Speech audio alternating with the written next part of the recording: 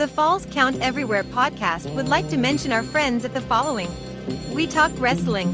For the one stop you need for the most intriguing stories and headlines, and info on independent shows in multiple regions, We Talk Wrestling has you covered.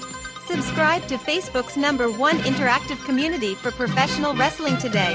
Pro Wrestling on Tuesdays are a blast with the Wrestle Talk podcast. Join the Night Owl, DJ Big Sexy, Luke Roberts, The Alpha, Jay Wade, Nightmare Jones, and many others as they bring you the hottest takes on the major circuits, showcase interviews with various indie stars, and the only place to get news on the most popular fantasy wrestling promotion, the FWWC. Catch them every Tuesday night at 7 p.m. Central. Find all of their media outlets on their website at WrestleTalkPodcast.com. Before each and every show, we like to remind our audience that freedom is never free, and all of us should be grateful to those who lay it all on the line. To all our first responders, military, and volunteers that help our nation every day, we love you and appreciate the sacrifices you make to protect all of us. Get ready for episode number 119 of the Falls Count Everywhere podcast, as we welcome the longtime Hall of Fame ring announcer and professional wrestling promoter with over 35 years of work experience over the Midwest region, Mr. Frank Reed. This podcast is scheduled for one episode, where falls count everywhere.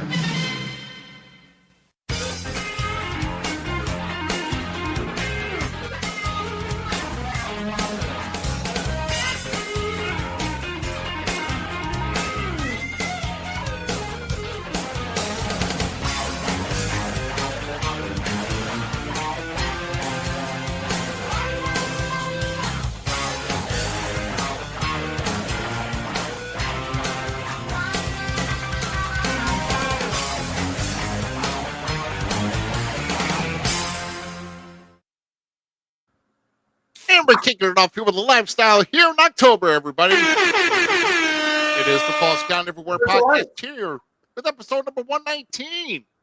And we got the whole crew here again here tonight. Man, we're on a good roll. And September just blew right by. Thank God.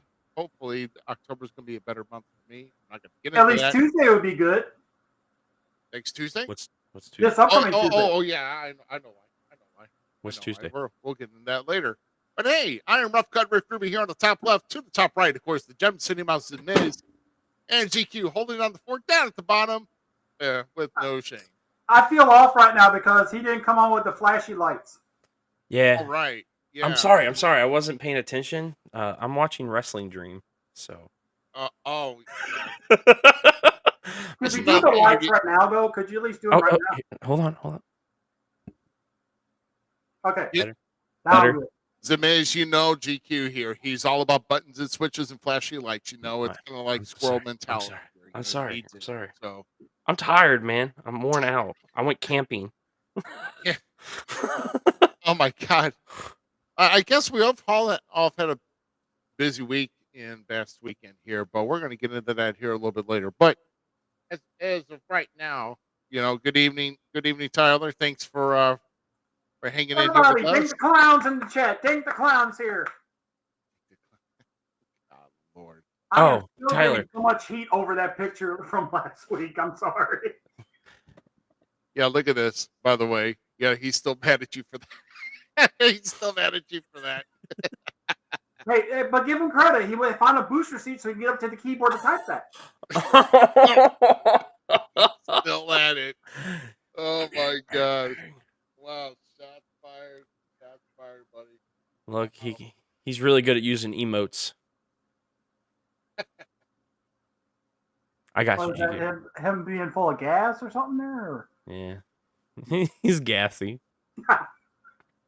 Oh, just popped myself. That was good. Well, I mean, we're getting people logged in. Remember, hey, tonight we're going live here on Facebook, YouTube, Twitch, and this week we had started a new streaming platform. We're giving Twitter a break because we want to decide if Elon Musk is going to be a bird or just a mark on the Pirates map. But anyway, we're doing live on Kick tonight. So Kick is a very popular streaming gaming platform. So we're hopefully that we get a lot of viewers here on Kick. So if you're on Kick, go ahead and shoot us a comment and let us know where you're at and who is this. And, you know, we sure like to see you there. So, oh my gosh. I got my separate laptop here taking up my entire screen. I don't need that. So anyway, guys, our guest here tonight, of course, is actually kind of limited here on time. So a Parasite, good to see you here. Oh, that was Parasite title, Blake, I believe. Oh Yeah, yeah. that's the right one. You were on the right one. God dang. Yeah, I know. So, give me a break, okay? I've had a long Tyler Blake, shot. one half of the NWA Tag Champions. Yes. See, All right, guys. How about we do this? Let's roll right into our guest here this week, huh? if now he's going to fall asleep because he's getting up there in a lot of years. You know, you're really mean. You're really mean here. But everybody, our guest here this week started his journey in the professional wrestling business in 1987 and carried on and has given a lot of people here in the Midwest opportunities to get started in the world of professional wrestling. He's back with us here tonight to talk about some of those great moments and also with a return of a long-standing promotion he was part of. And we're going to give him a chance to talk about here that tonight. Ladies and gentlemen, please welcome the one and only Mr. Frank Reed. You got What an introduction. Thank you, Mr. Ruby. Frank, how you doing? I'm doing pretty good. Was watching the Chiefs, or should I say Taylor Swift, and they're on TV right now. But Okay. Oh my God! Come on! It's like, I'm waiting for the next song to drop from Taylor Swift and Travis Dumpster. That's all I got to say. yeah, that'll be something. Yeah, that will be something. How's everybody there tonight? How's GQ? How are you doing? I'm doing great. I'm always styling, profiling. All the time. And how Look at about my current mood. So your mood? Jim City Mouth, how you doing, buddy? Just, choking over here over some BS in the room and the great God's gift of lettuce. Well, Lord. I was kind of surprised when Rough Cut reached out last week and asked me if I wanted to come on. I said, yeah, I suppose we got a few stories maybe we can talk about or whatever. a few. A few, yeah. Yeah. Whatever questions you got, throw them at me.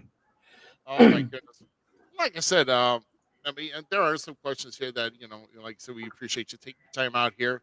And of course, a shout out here from outside the ring, STL, that's here on Facebook. And like I said, a lot of people are going to be kind of maybe chiming in here tonight. Maybe they might have a question or whatever. So we're going to throw it out to them here as well. We want them to be interactive, as well as we're being interactive with you, of course, tonight. And like I said, and I'm just going to say right now, if it wasn't for this man that's in this room here tonight, I would probably not had a direction where to go in wrestling because I was so driven since I was a child that I wanted to be in this business. This guy took time out and saw something that I wanted to be part of it. So he's the one to blame for it. Me too. Me too. Yeah. Hey, we all know Steve Murphy's my problem there. So. Yeah, Rough Cut showed up at Big Texas back in 1996. Yeah. Remember that day very well. Very well. Yes. Yeah. The Big Texas days were, man, I'll tell you, it's that Billy's been through a lot of transformation since it closed down the bar. Yeah. Only because. But the end of the building, though, still always been the same thing for a while, right? I mean, I'm just not going to mention it, but I don't know anything about that. I'm over in Illinois now. Yeah. But yeah, Rough Cut showed up 1996 at Big Texas, and no, he didn't. Yeah, he did. Rock and Roll showed up. Oh, that's right, Rock and Roll Rick Ruby. That's what he was at one time, Jim City. He was Rock and Roll Rick Ruby from Detroit, Michigan. He wore a Lions jersey to the ring. Yep, remember that? Sure did. Barry Sanders. Sure did. Barry Sanders. Yep, that's right. It's one of those great. It's one of those great things because I love one of my favorite parts of wrestling is like the story of how they became who they are, like Stone Cold, Rick Flair, like how all these people like went through the Kane. There's another one that went through all these Okay. different transformations and finally like the character that sticks, like how that is. But so like just thinking of, rock and roll Rick Ruby. Rock and roll Rick Ruby. Makes me Yeah. There's a story. There's a story about a gimmick Kane did with us. I'll talk about later on. But yeah, rock and roll Rick Ruby. He was a legend in his own mind.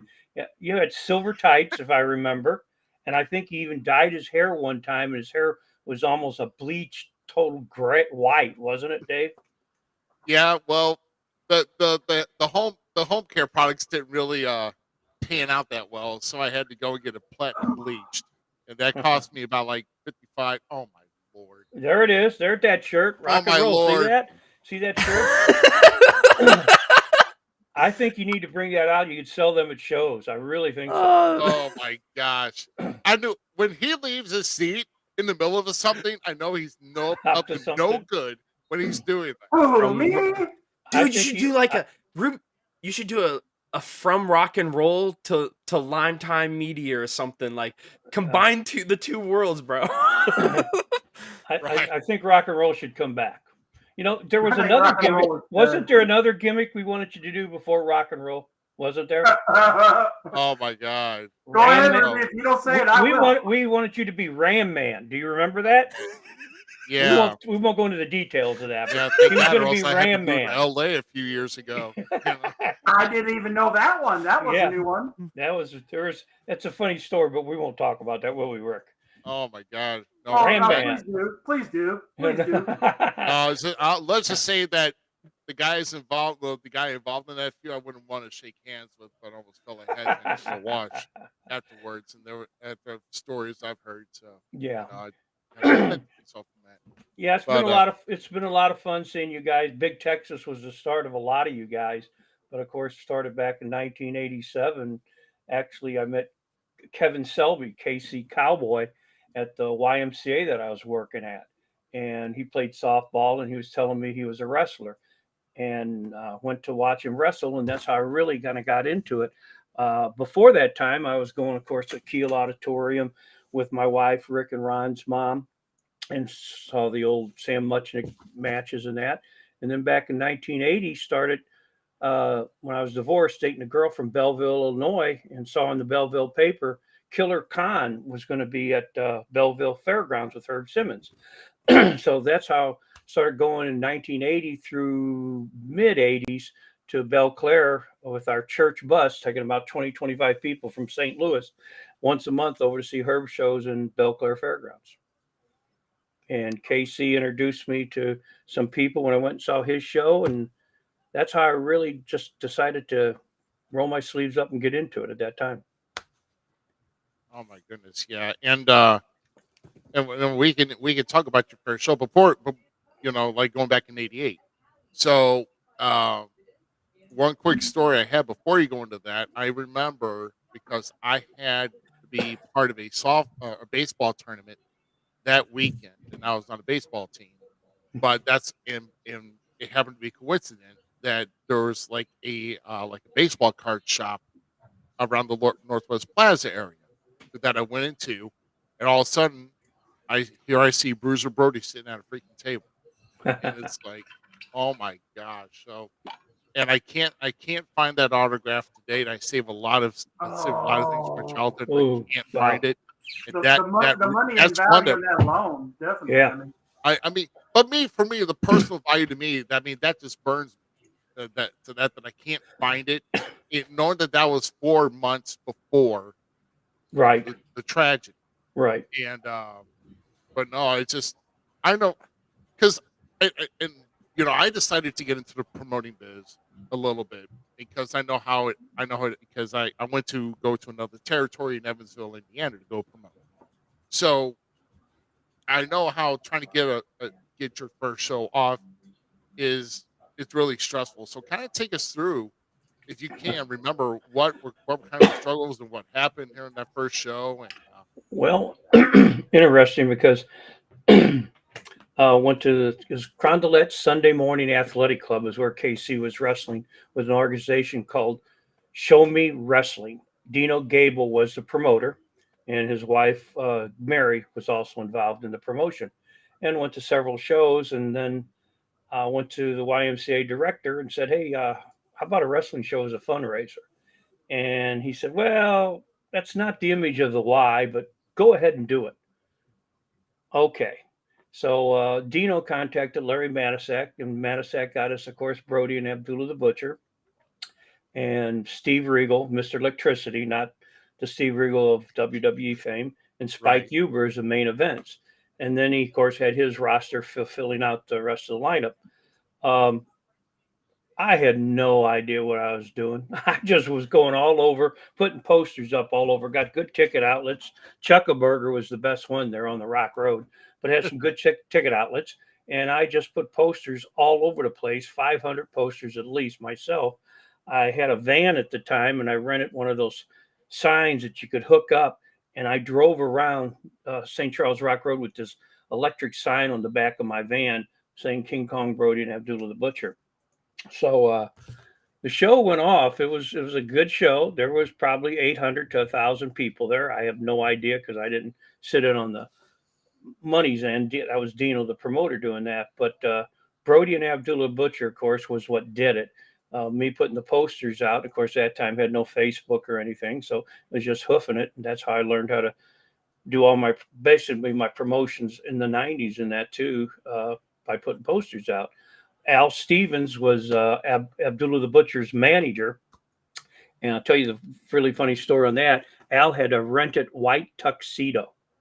Okay. Well, during the match, for what reason, Brody grabs Al and brings him into the ring. He rips the tuxedo off of Al, shreds it, rubs Abdullah's blood in the white tuxedo that Al had to pay for. Okay. Al got his butt kicked he got his head stomped on by Brody.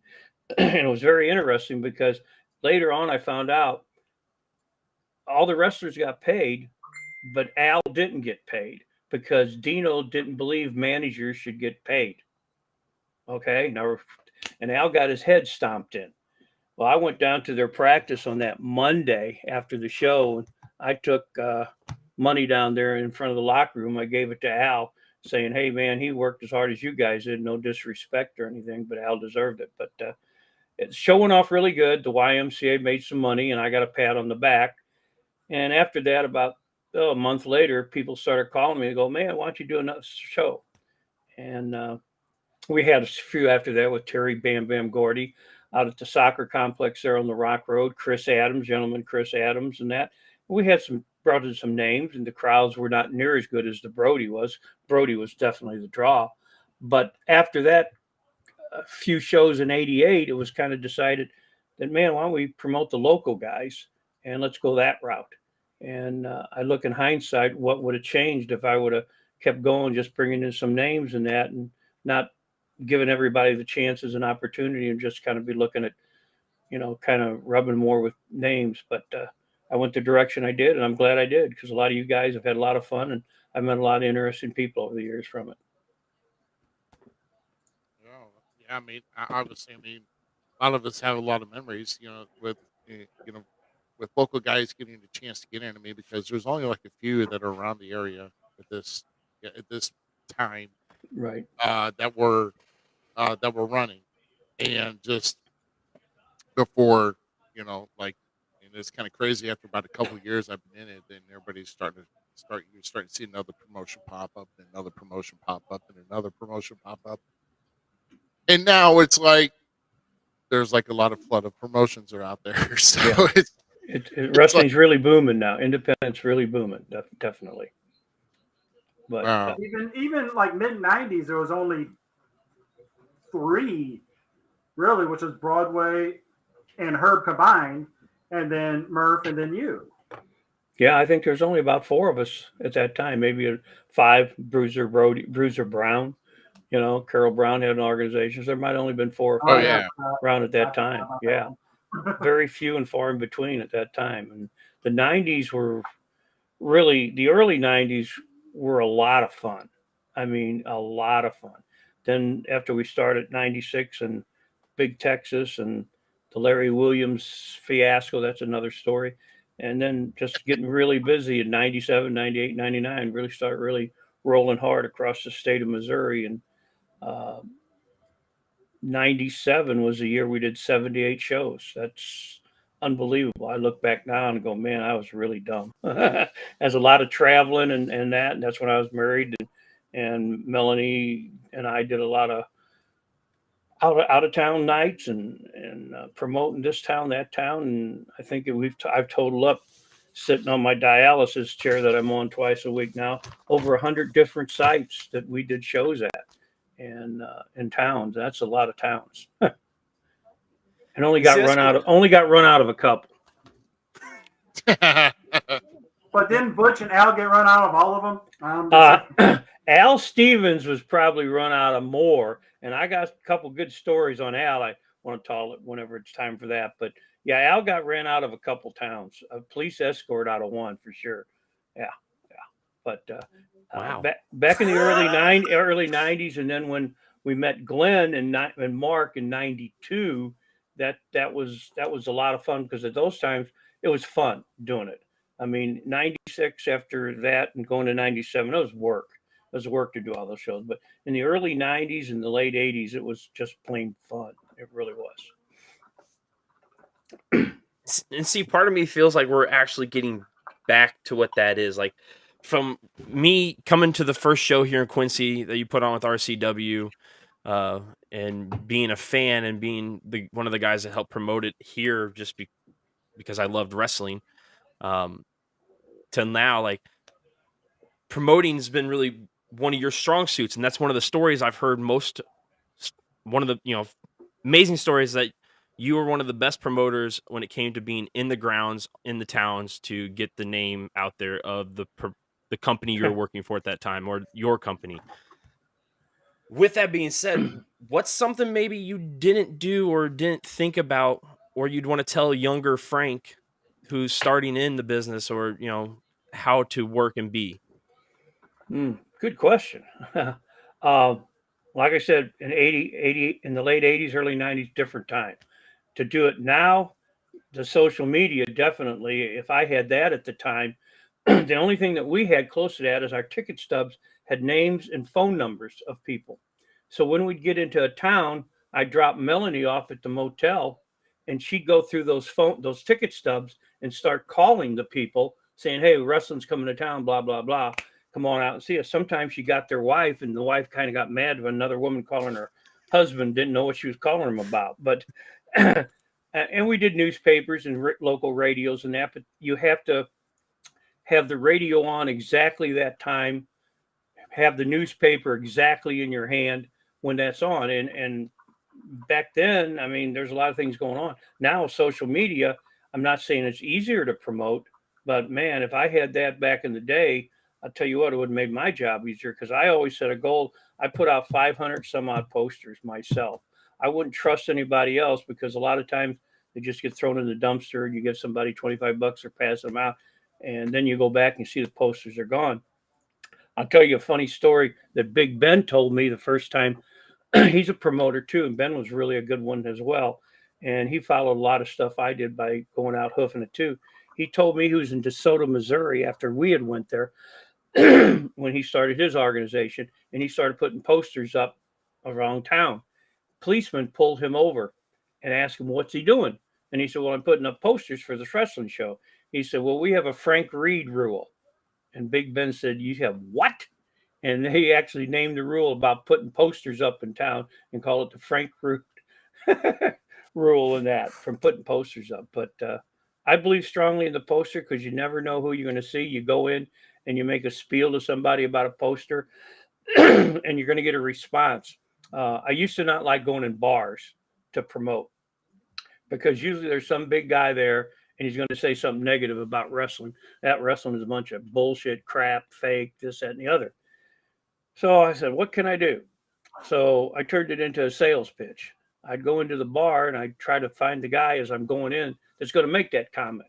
And I'd get pretty close to him and I hold the poster up to the barmaid or the owner. And 9 times out of 10, that guy would say exactly that. Man, that wrestling is And I turned and look at him. I said, let me ask you a question. You like hockey games? He goes, well, I like the fights and that. I go, okay, all right. How about auto racing? Like auto racing? Well, yeah, it's kind of good. I said, how about the wrecks and the crashes? Oh yeah, they're pretty good.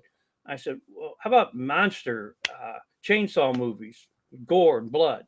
Oh yeah, that's really good too. I said, well, I'll tell you what. When you come to a wrestling match, you're coming to see exactly what you are expected to see. And then I turn to leave, and I turn around to him and I go, oh, by the way, here's 2 comp tickets. Come and enjoy the show. So now I got the bar just kind of listening to my little sales pitch there on what's going to happen or what happens in life and other things you watch. And I got them talking about it. And then to top it off, I turn and I walk and I deliberately drop my folder. Pictures go falling out all over the bar. And I make sure the women's pictures fall out too. They go, you got women? Oh, yeah, we got women.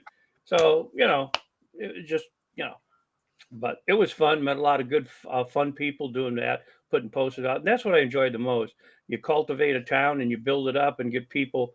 I get people today texting me all the time. When are you coming back here? When are you coming back there? RCW is coming back. How are you doing? Blah, blah, blah.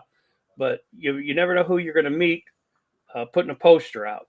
An advertiser, your next wife, your girlfriend, our next wrestler a guy who wants to be a wrestler. You don't know who you're going to meet. And that's the fun part. Also being in the ring at a wrestling show, going to new towns. You're selling your stuff as a wrestler, but then once again, you don't know who you're going to meet and what it's going to lead to.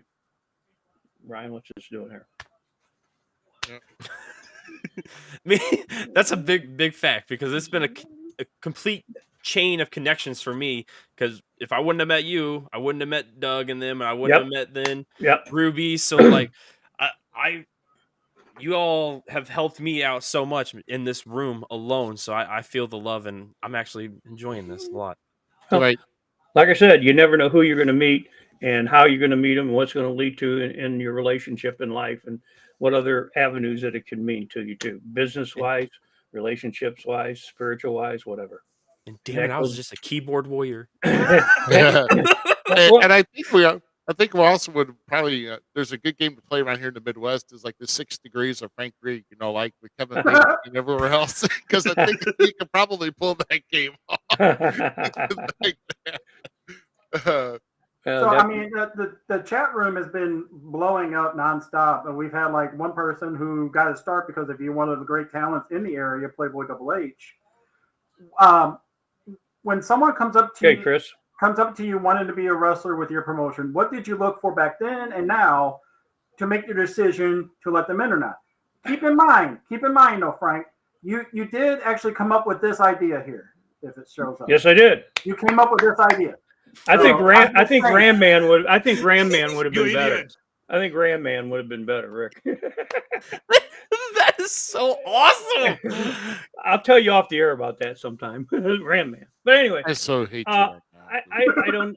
At that time in '88, I think you're looking for definitely somebody that's got the build, maybe, and he got a little bit of smarts, not just anybody. I mean, I'll never forget one time we'd go into a town and we dropped the ring off, and I'm there with the rings getting ready to set it up, and Melanie would go into town to get some locals to come to help. She'd go to a bar, and here comes some big guys come out to help, and I'll never forget these 2 guys. They wanted to be wrestlers, but they're arguing as they're putting up the ring, which wrestling is real, WWF or WCW. So right away I knew, man, if there was a training center around right then, we could have got some money out of those guys. But but no, it was giving everybody a chance and opportunity and telling them to show up and help with the ring setup. And of course, at that time, showing up with the ring was kind of expected. And then, of course, some of the veterans there would teach them some of the ropes in that. Never forget first time Glenn and Mark came, and here's the whole crew there just drooling over Glenn, of course, and helping him with this and that. But back then it was just looking who had a little intelligence about them too, and had some athletic ability, possibly. Searcher, Pat, met him in 1998 doing a show at the Elks, I believe it was, in Pacific, and he came up to me and we were talking, and I wrote his name down. And Pat tells the story how I circled his name, and he was all excited. And I'll call you. I didn't call Pat at all. He called my house at least 5 times. And Melanie said, "You ever going to call him?" I go, make him call me one more time, because I really I really was impressed with Pat, but I wanted to really see if he was just, and he was right. I'm glad I finally called him back. But once again, looking for someone that's got some knowledge about wrestling and life, and it doesn't all just have to be around wrestling. It has to be what your background is too, is sports, youth work, or anything like that, and get involved any aspect in wrestling that can help to promote them and the organization they're coming into to help. I'd always say, hey, I need help with posters, and if they can put out some posters in that too, that means a lot too. So, but nowadays, wow, it's different right now, a lot different. Yeah, I mean, I still say though that posters and personal, uh, personal conversation, making that personal connection. If you know who, where you're trying to get inside of a town, obviously you're going to need that because you just can't flood the internet Yeah. with your flyer and just expect the people to show up. I mean, there's still a lot of work you still have to put into that. So, I mean, obviously you pretty much ran the ground doing that. I mean, that's pretty much all you did is phone calls. Yep. That was even the era when cell phones were still getting in, and it was still when cell phones like the brick style were like $400 to get. You're like you Yep. know bag phones and all this other crap, but it still takes a lot to make sure that you're out there making that connection. You got to go out. You got. I mean, obviously, you have to be a salesman in something like this. You got to learn. You got to find a way to attract your product to somebody who's not sure if they're going to want it or not. Well, And definitely, you're right. The wrestlers are selling themselves in the ring, so I always was assuming that they could go out and help sell the product by putting posters. And you take a wrestler with you, and the advertiser or whoever you're speaking to, they are you a wrestler? No, I'm the promoter. Oh, he's a wrestler. They want to talk to the wrestler, and that's something very strong that ACW has going in their organization. That they have the wrestlers out and about almost every weekend doing something to promote their shows. I just think that's fantastic, and that's old school promoting. But then once again, that's what's making them a success and getting their people over with everybody. yeah, yeah. That is So, that is oh, definitely one of the most so as the young guy in the room and the young guy at the table in this new world of wrestling, for me, that's one of the things that irritates me is like I remember when you used to come to Quincy, you'd call me, meet me here, I'll Yeah. buy you lunch, let's go, and then we'd go poster the town and stuff and talk and just like why are the young guys not doing that anymore? That it like it helps in the area. It's frustrating. I can't answer that because I've actually been out of the loop of wrestling for about 3 years right now. So I follow a lot of it on Facebook. There's a lot of good wrestling out there. There's a lot of good talent out there, and some good promotions in that. And I can't tell you why. I mean, I'm kind of wrapped up with Sage Ramsey's new organization, Prairie Land Independent Wrestling, and he's got some very, very good talent there. But not any disrespect to the wrestlers, but when they're done, they seem to kind of not want to help with the ring or do any of that stuff. There's only a few wrestlers nowadays that seem to do that, get there early and help with the ring and help afterwards and take down. ACW, I think, is kind of the same way. They got some wrestlers that show up and do the work too, and that.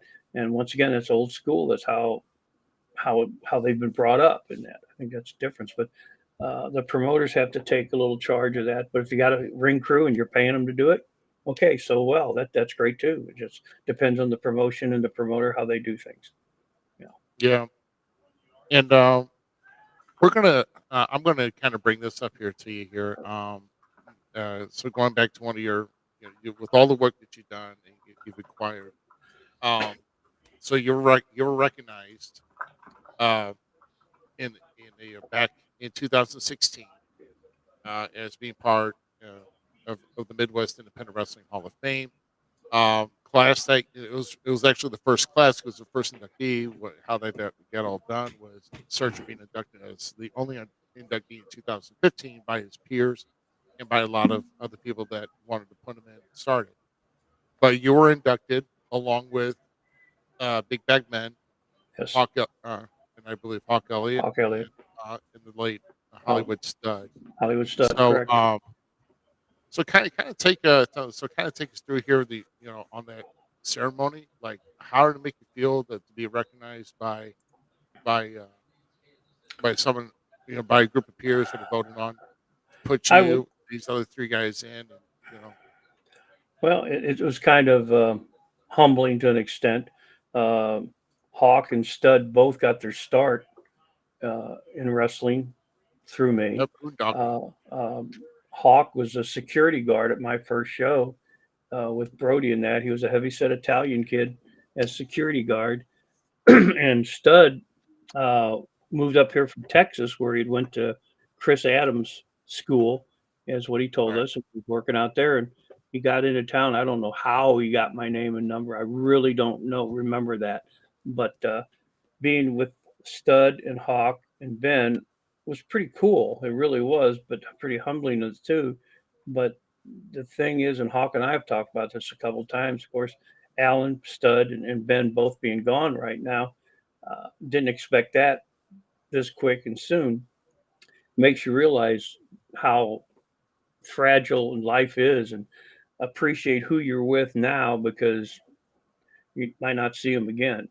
Uh, I was uh, pretty impressed with how it was run and how it was put together, and it's become quite a blossoming thing that Searcher has put together in that. And Mark Martin was very instrumental in myself starting the RCW Hall of Fame, but uh, it was pretty surreal, I guess. It really was. And I have to admit, at that time, Ben had his hair cut real short, so he didn't look like Big Bad Ben at that time. But Ben and I didn't have any wars or anything. I mean, we didn't agree on some philosophies of wrestling, and and that's why he started his own organization. Before he started his own organization, actually, he came in. He wanted to be the matchmaker and booker for what we were doing at Big Texas, and I just couldn't give up the reins at that time to him. And that he came into the delivery room where Randy was first born on the day Randy was born, and he actually came in and he told us he was starting his own organization at that time. So Big Ben was a good one, and who knows what would happen if we'd have worked together, But I miss Stud a lot. Alan was a really good guy, class all the way. That's all I can say about them. Yeah. All three of these guys. You look back on. Just think about. Everybody that's in there now. We there's been a class announced for 2022. We haven't got a ceremony off yet, and hopefully we do. I'd love to be part of it. I've been fortunate enough to be voted in on the 2020 class, so and still got my ring. There Uh, you go. you know, right on my desk, right as a reminder in case if there's any doubts, Yeah. about it. Yeah, You, sometimes you do. We go through that. well, that's So, something I've been trying to go through old videos because I've had a lot of the old timers back from the 80s and early 90s contacting me about matches, and I've got I don't know a dozen or so boxes of VCR tapes, but they're all still great shape. And I've gone through them. I try to go through maybe one or two a day, and it gets a little depressing because as I go through the tapes, there's people. He's not with us anymore. He's not. And when you're done going watching a 2-hour tape, there's 8 people that are no longer with us. And as I mentioned, I'm on dialysis now. I go twice a week to that, and I'm making a lot of notes in that. And the one note that I came up with since I started this in 1987, just independent wrestlers, our own group, referees, managers, announcers, and wrestlers, we've had 43 that have passed away. That's a lot. And that's not names, that's our own local type guys, starting with, back in the day, Diamond Jim from Hannibal to just recently, Tim Ferriss, the Punisher, and Vladimir Romanov, Tim Lyle just passed away. So that's a lot of people. And once again, you look at these tapes and it gets a little depressing, but I am in the process of making tapes for Alan Ward's family. They want some tapes, Hackshaw's family. Rick Diamond has contacted me, Buckskin Jim. So I'm in the process of doing it, but man, it's a lot of work. But I got all sorts of tapes, and I've even got interviews with Rock and Roll Rick Ruby, Miz. You'd love to see them. Oh, I can digitize it and everything and it'll be on the show. No, you get in trouble enough. We don't need Frank helping you out anymore on it. Yeah, Horizon Worlds doesn't need to see all that. So the best one, GQ, is when he's doing the interview with Eddie Hall, and he's going to rock and roll and mashed potato all over Eddie's head, and he's doing a foot stomping boogie and everything, and Eddie's just playing it up in the ring really good. Got it. It's a good one. It's a good one. We could make a whole thing of bloopers of just interviews from Big Texas, which is hilarious. Really was. Really. So speaking of times of Ruby being rock and roll and stuff, yes. Tell us of a time when perhaps you're known as more of an announcer guy and a promoter, but when you've had to get into the ring, not under those accords, when you actually had to participate in a match. Yeah. And how did you feel the next day, my friend? Come on, you knew I hurt like hell. Because it was always against Al Stevens. I mean, and that's the sad part. People down at Broadway, they know him as just an old ring announcer or what, or a bell ringer, timekeeper. Al was one of the best managers around, heel manager, and it was always me and Al at each other's throat. I mean, we did a cage match, which was chicken wire match in Hannibal, Missouri. I'll never forget that. I mean, in the old armory, and we had it packed with people coming to see two old guys get in the ring, beating the hell out of each other. And it was always me and Al. Al and I always had the feuds in that, and it was a lot of fun. But we'd always have a certain routine that we'd have we worked out. But I always got sore because Al didn't want to do too much, and I'd say, throw me into the wire, throw me in. He would, kick me out, kick me. He'd kick me. And the haircut match was the best one, though, too. But I won that one. Al got his haircut. And it was so funny. He's in the ring, and the guy shaving his head works at a pet shop. He was no barber. And he's got an electric razor just shaving Al's head off. And, of course, afterwards, Al looks pretty silly.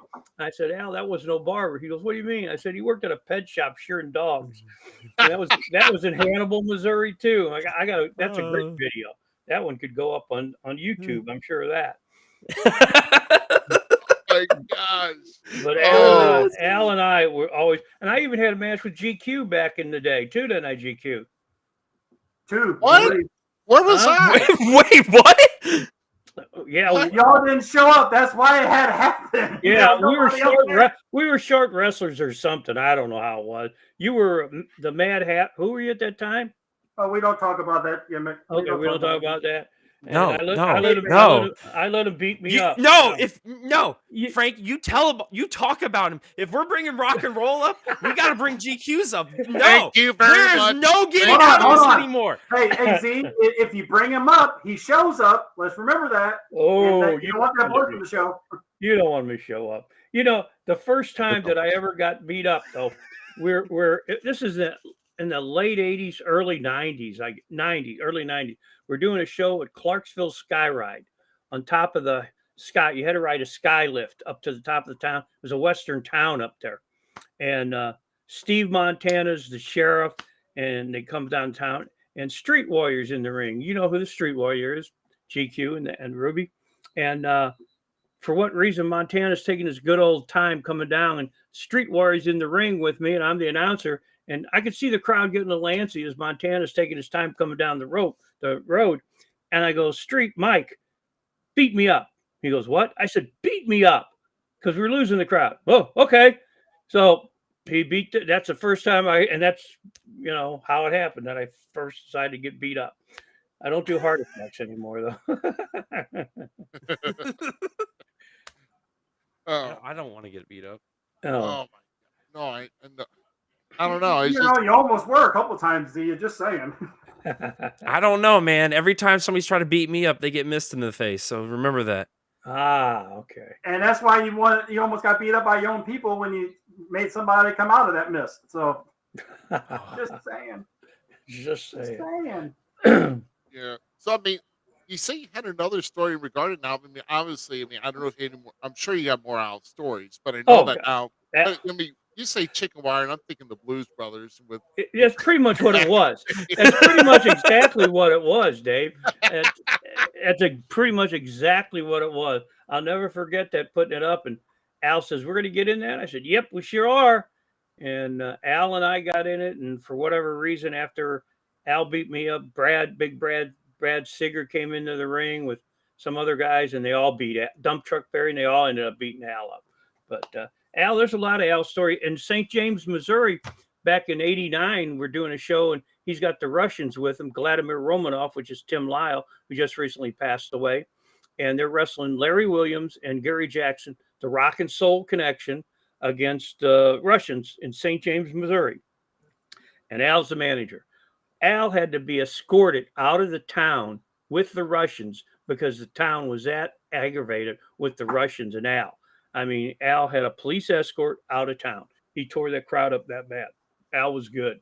Very, very good. He did his job well.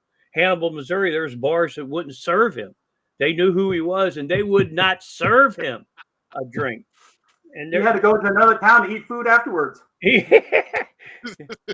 There was one bar called the Silver Spur, and Mom, she sold tickets for us. She'd come to all of our shows. A little bitty, frail lady, right?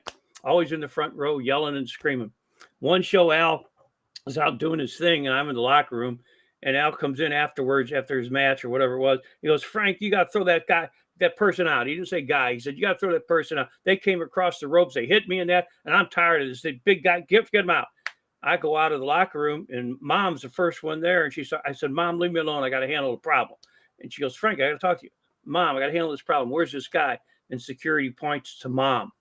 They go, "Mom's the one that hit Al." I went, "What?" I looked at her and said, "Mom, you hit Al?" She goes, "Yeah, he's a son of a." I said, "Whatever, you know." But Al came in the locker room saying some big guys hit him and all big. And it turned out your little wiry little mom came across and swatted him. But it's sad. The people down on Broadway do not know what Al did, because Dave, Rick, you've seen him, GQ, you've seen him in that. Al was good. He was ahead of his time. He was really good. You know, not dissing on Butch Fletcher. Butch was a great one too. GQ's got his moments in that too. And of course, Travis Crook does too. But Al was up there with him. Really was. Well, since you brought up about Mom hitting Al, as you've shown that sometimes things do get too wild to where they go after the guys or make their way into the ring and everything. Where were some of the most rowdiest crowds you had to deal with? The rowdiest, Hannibal. I'd have to say definitely Hannibal. Hannibal was. There's no doubt. Those people believed it, live and die it. The other time was at St. Anne Community Center. And this is back 80 or 90. Well, Glenn was 92. 92. Glenn is wrestling as Angus King against Jason Reeves. Jason Reeves, big guy too, 6'7", and they're really going at it. For what reason they're out of the ring at the time? Al's in the ring, and I don't know what Al did. I have no idea. But this gentleman, I'll call him that, jumps over the security railing that we had into the ring and is going after Al at St. Anne Community Center. Don't ask me how I got in the ring quicker than the guy or just as quick as the guy. And I did an open field tackle on the guy before he got to Al. It's on film too. I did an open field tackle on the guy getting in the ring. He was escorted out, but for what reason? Glenn and Jason's going at it. Meanwhile, all the action's there. They take him out, and for some reason, they let this guy come back in. Well, then when he came in, he started the same thing. Then it turned into a riot.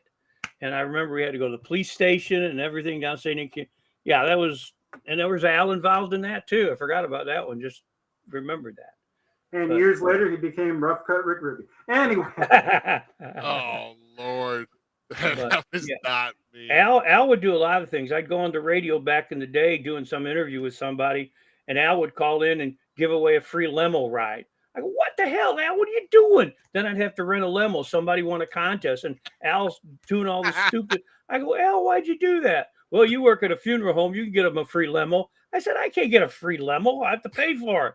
You know, so yeah, Al, a lot of fun times. Well, I mean, Al is actually one of the ones that helped to start your one and only early 6 a.m. morning wrestling show Good point My too. coffee nephew was Stephen DC. You're right. Steve DC, 6 o'clock in the morning down at the Arnold Eagles. For what reason? I don't know how it all developed again. Another Al phone call. And Dennis, the drill instructor, was tagging with one of them, and Al was tagging with the other one. And 6 o'clock in the morning, this place is packed down there. It was Rise and Shine for Hardee's, I believe, too, was a promotion.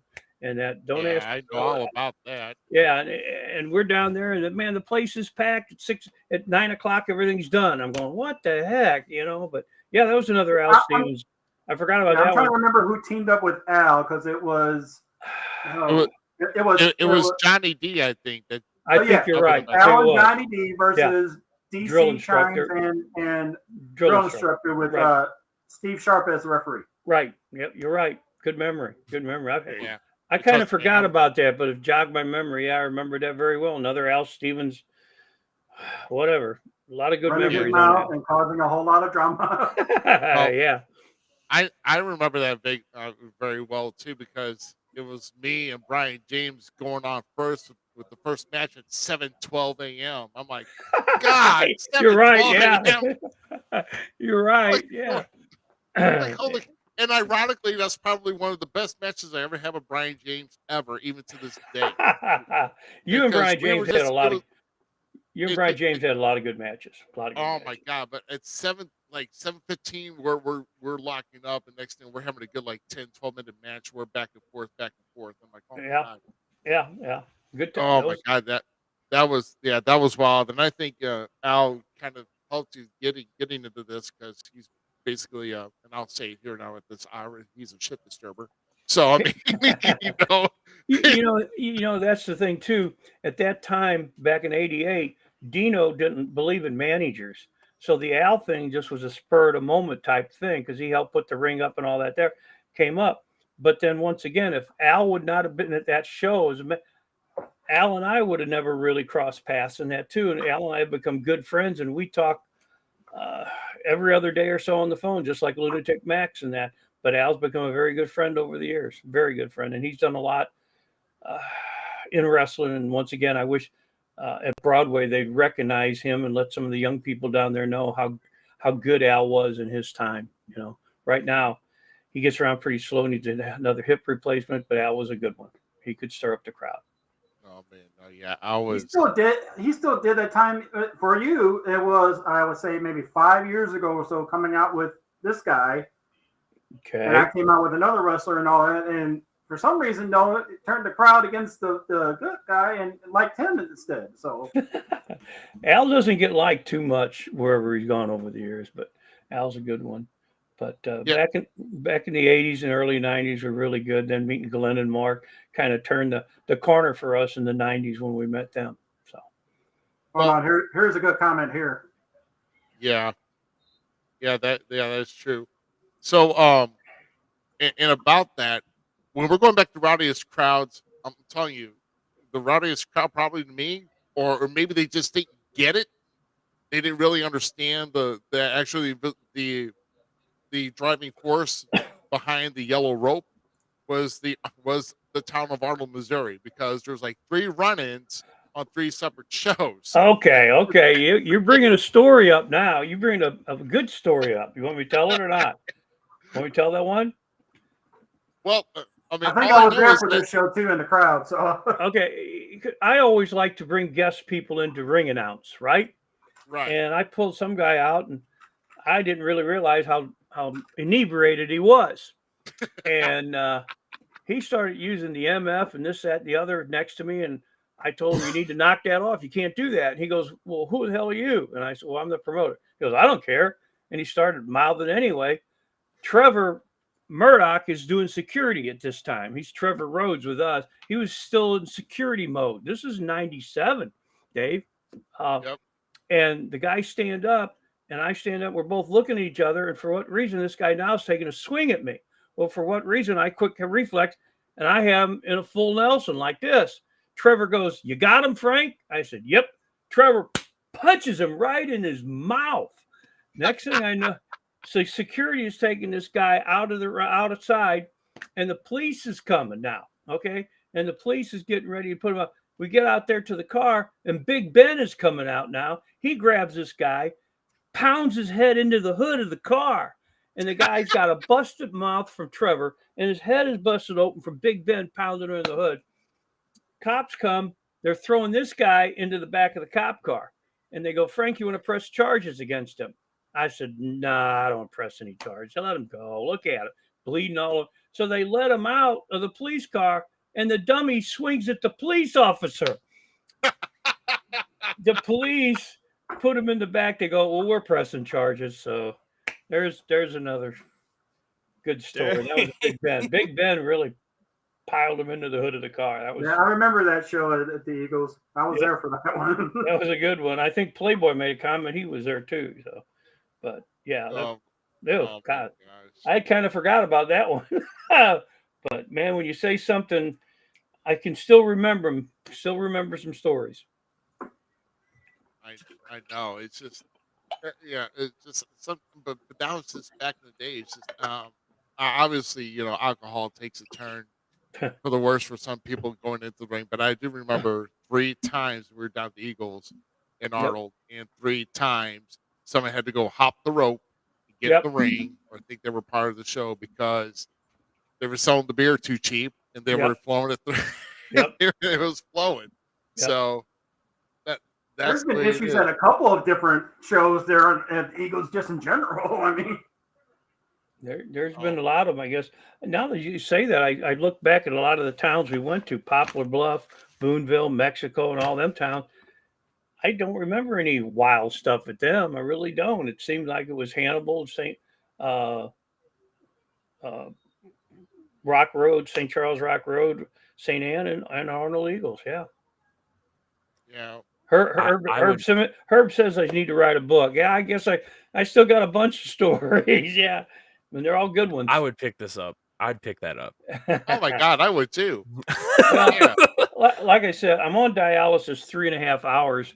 I go on Mondays and Fridays, and I just write down a lot of stuff that comes to me in memory form of towns, people that have passed away.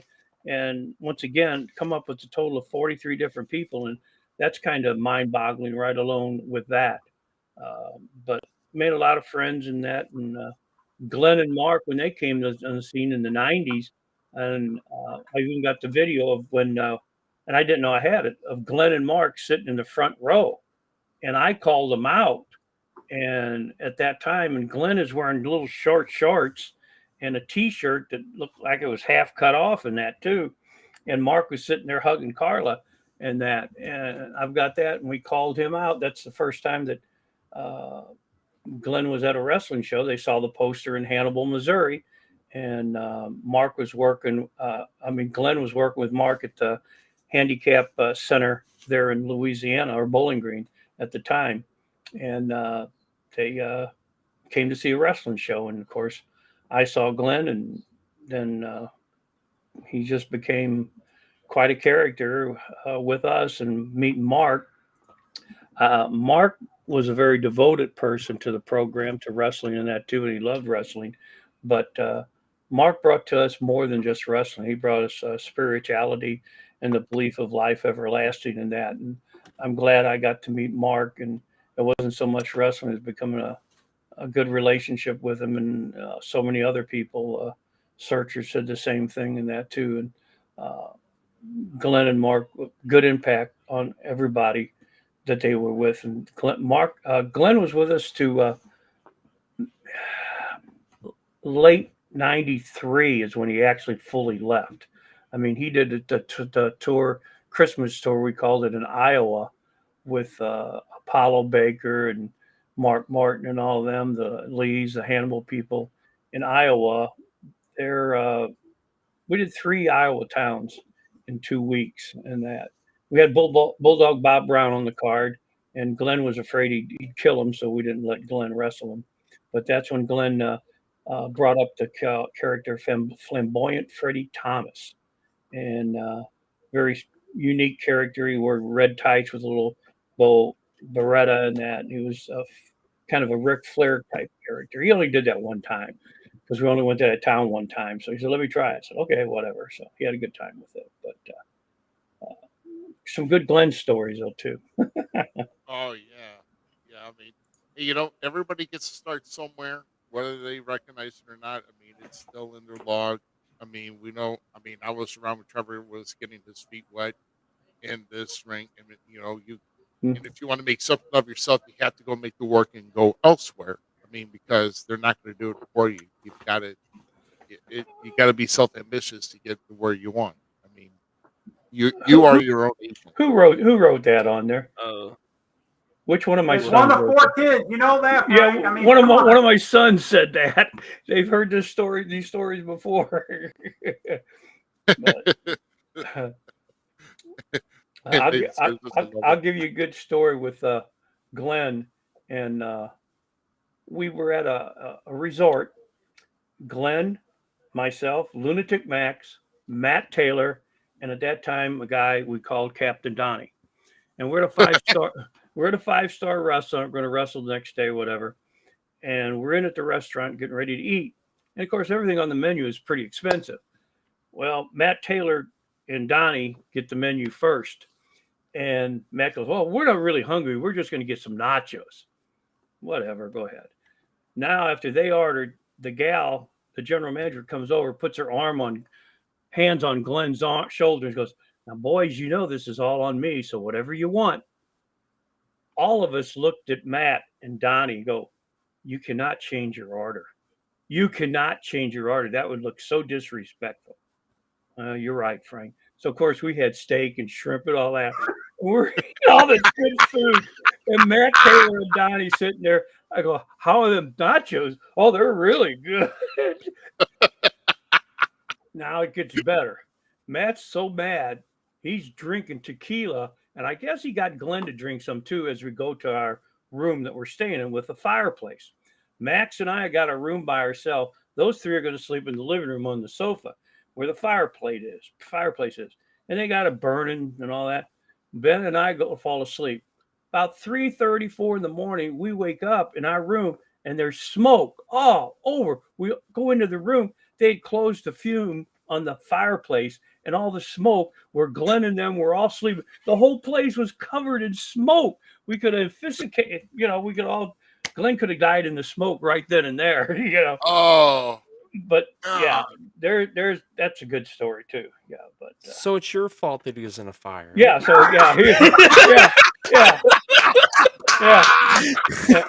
That is a true story. The first time in the smoke, and I'll never forget that. But that's a good one. That's a good one. I could tell you another one in Iowa at the after-hour clubs, but that's not appropriate. He's American. At least it wasn't honey bin. People are like, Anyway, Oh, Pardon me? I said at least it wasn't honey bin. Anyway, Yep. so throughout your promoting career, COVID happens. Mhm. You were already starting to slow down in the first place at that time. And then you said you've been away for about 3 years now, right? Right. During that time, has it been more of a relief that you slowed down, or are you itching, or are you like, what's going on through the brain to Okay. Glad you brought that question. The last show we did, RCW, the old RCW, was right the week COVID started. And it was a bought show, went through with the show. And then after that, my health had been going down. My kidney was failing me. I mean, a year and a half ago, I weighed 235 pounds. Right now, I'm at 197. It was all fluid building up. Kidney was causing me more problems than I really realized at the time. I didn't realize it. I got COVID. I was in the hospital for 10 days. I was on oxygen for 7 of those 10 days. Kidneys was really shutting down. I was going through anxiety and depression. I started a program in Staunton at the Staunton Hospital called Senior Life Solutions. It's for anxiety and depression. And I was going there for, honestly, over a year. And then I started dialysis just last December.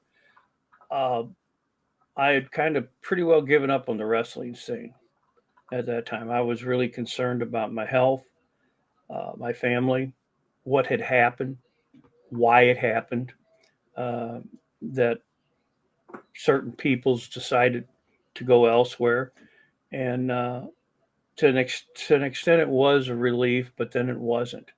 Uh, People come and go in the wrestling business, as people say, but when you count on certain people to be true friends, are part of your life, and then all of a sudden they're not, it does bother you quite a bit, and it did bother me quite a bit at the time. I can't say I'm over that.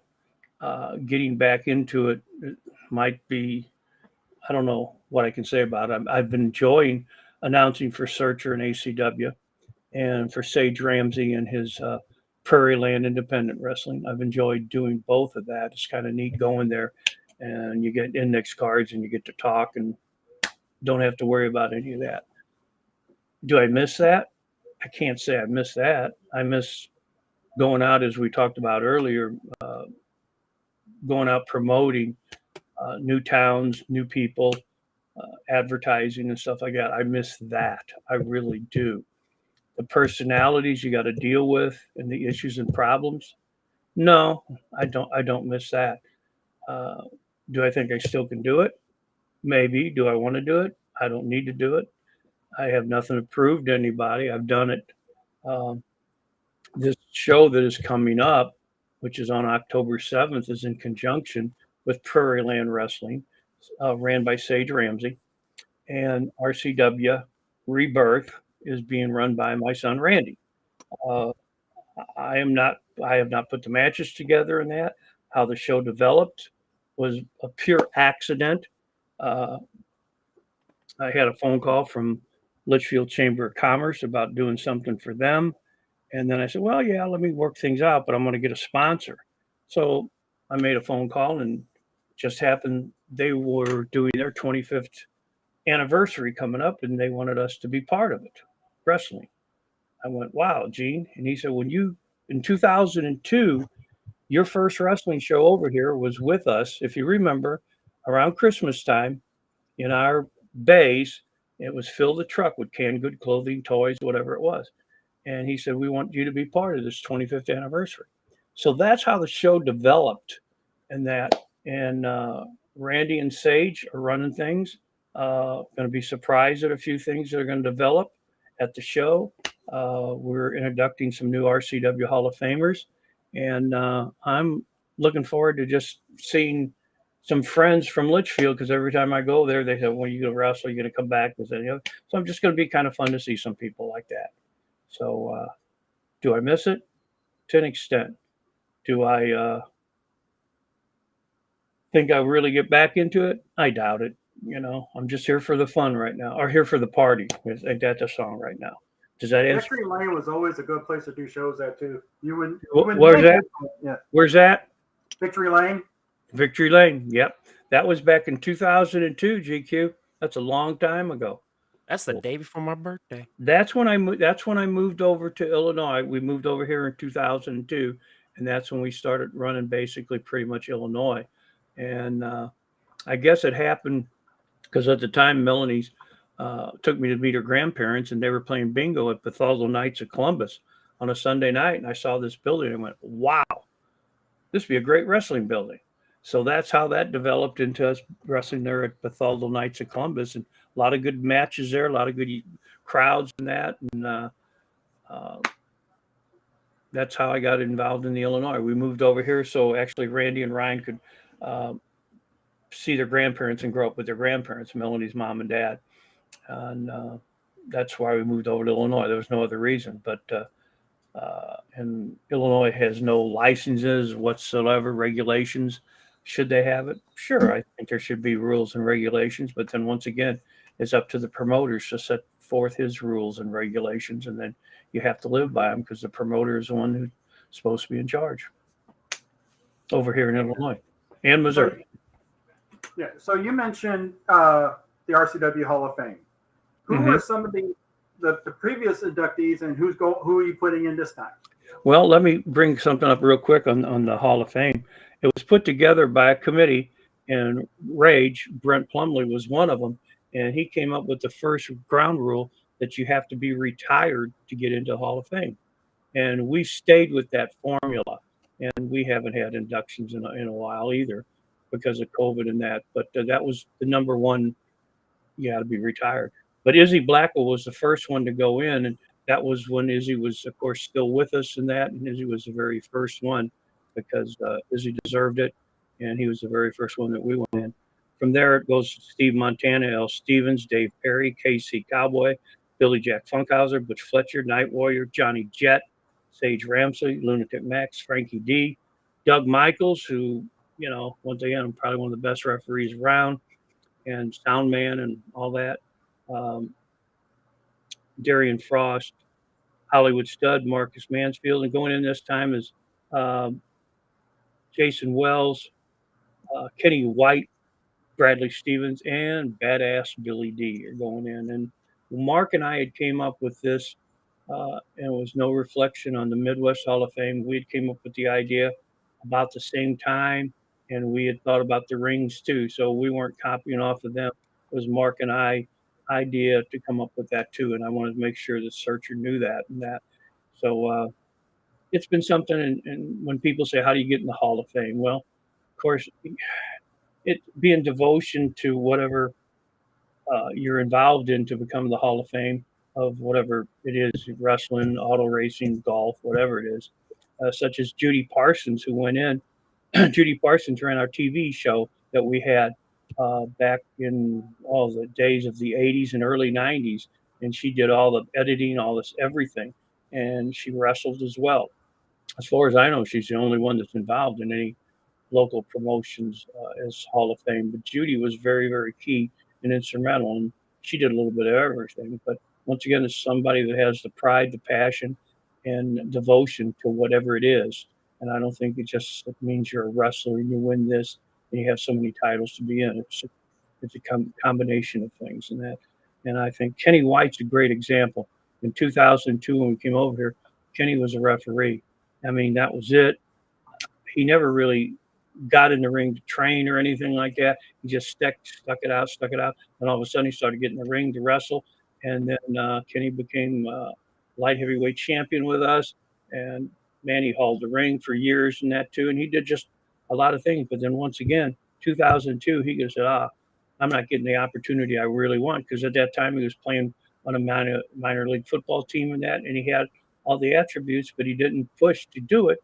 Nor did I take the time to look for him at that time to get involved. And just hats off to Kenny and sticking around and becoming a very valuable attribute to the organization and what we have tried to accomplish over the years. Long answer. Is that a good one? That man's one of the best. Kenny White. One of the best. I loved Kenny. Just wanted to put that out there. Yeah, he's a good one. Definitely a good one. Bradley Stevens is very, very good. Been in RCW and other organizations here in the Illinois area and very well deserved. Jason Wells, who's in charge of the Wrestling for a Cure program. He was a member of the Solution, coming out over Mainstay with Sage Ramsey and Darian Frost in that too. And once again, we came over in 2002 and Sage Ramsey, I met him once again, putting up a poster, and he contacted me through that. I remember coming to my house, and that's how Sage Ramsey and I met too, putting up a poster, Bradley Stevens and Al Blundy one time. I got to tell a story about this. It was the second or the third RCW show here in Quincy. And I just started coming around more, showing up more. You take me out doing posters. They were the first two to actually besides Douglas O'Shea. Doug is the one that really opened the doors for me, and I will always say that. So giving credit to him. But Bradley and Al on that, I think it was the third show, they really let me hang out with them for one day kind of thing. And it was so much fun and enjoyable and learning from Bradley Stevens. So for me, you didn't watch him go in or hear about him going into RCW. That dude was a big impact on my career. And nobody knows that. And I think he deserves to hear that. There And you go. hopefully he hears it one day. Blundy was the same way. So Playboy, I love your dad all day. You guys are good people in my heart. Other might think other, but it's all good. Blundy was a great dude. But that was something that stood out so much. So it's cool seeing Bradley go in to RCW. I'll never forget the first show that I went to in Springfield, Illinois. I guess in the early 2002, 3, 4, 5, whatever it was, and Bradley Stevens was wrestling, and I'll never forget. He was going around actually thanking the fans for coming in to see the show, and I was sitting there going, "Man, that's pretty cool." And he was a heel too, and he wasn't being a smart aleck about it. He was thanking everybody for coming watch the show and that. So yeah, Bradley very well deserved too. Very well deserved. Well, if you look at it here, though, too, I mean, there's been so many stables in the area and everything. You had Foreign Exchange that had maybe a couple of good, great talents in it, and then some throw-ins sometimes. But PYT, who's half of the nominees this year, has had so much great talent coming in and out of it, and has helped so many people with it. Good point too. PYT, very valuable stable in the RCW archives and history, and Al Bundy was really, he picked up the Al Stevens. Al Stevens didn't like Al Bundy because his name was Al. He said, "I'm the only Al." He didn't like when he came to the show and he heard Sharp Dressed Man. That was Al Stevens music. So I envisioned someday an Al Bundy, Al Stevens match. Of course, never would happen, but that would have been something else. But I'll give you a quick Al Bundy story. In Litchfield, Illinois, they're in town the night before the show. And we go to a place called Route 66 Gaming, and they got a bar and that all there. And it was Cinco de Mayo Day or whatever it was. And Blundy's up there having some. We go around, myself, and I don't know who the other person was. And we're telling all the ladies go up there, and Al would buy them a drink. So we were sending all these gals up there, and Al did buy them all drinks. And the next day it was up. Playboy said, Al, of course, doesn't remember very much at night. He goes, "But man, all my money's gone." And Playboy, I think, told him, "But Dad, you were buying all them ladies at the bar drinks." Sounds like Blundy. Yeah, that was a good story. I think Al Bundy and Al Stevens managing against each other would have been wow. The Battle of the Als. That would have been interesting. Really would have. An owl. I agree. 100% I'm down with it. Yeah. a lot of good stories. But Al's had a lot to do with what we've done and that over the years, and that both Al's, and miss them both being around. Of course, maybe someday people will say that about me too, but maybe not. But he was so drunk, Chris Francis. Yeah, he was, and those ladies were just coming up at there, and he had a good time that night, Chris. Yeah, we did. That was a lot of fun. Good times, good memories. And as long as we can have good memories like that, that's supposed to be what it is. Or when somebody in the crowd, they can remember you and your character. That's what's really good. Mm-hmm. If they can do that, you've done your job. And I can't remember where I was going with that, but had to do with some character in that somebody one day, and I go, "You remember that?" And they go, "Yeah, we remember that." Well, that's good. That means the wrestler has done their job. And how many of these young guys now are the people going to remember them in 20 years? That's what they need to look at in that. Your gimmick, it's not just a gimmick, it's your personal connection with that person and everything. But they got to remember you for something, not the flipping and flying and that, the storytelling, the story what they're getting embedded with.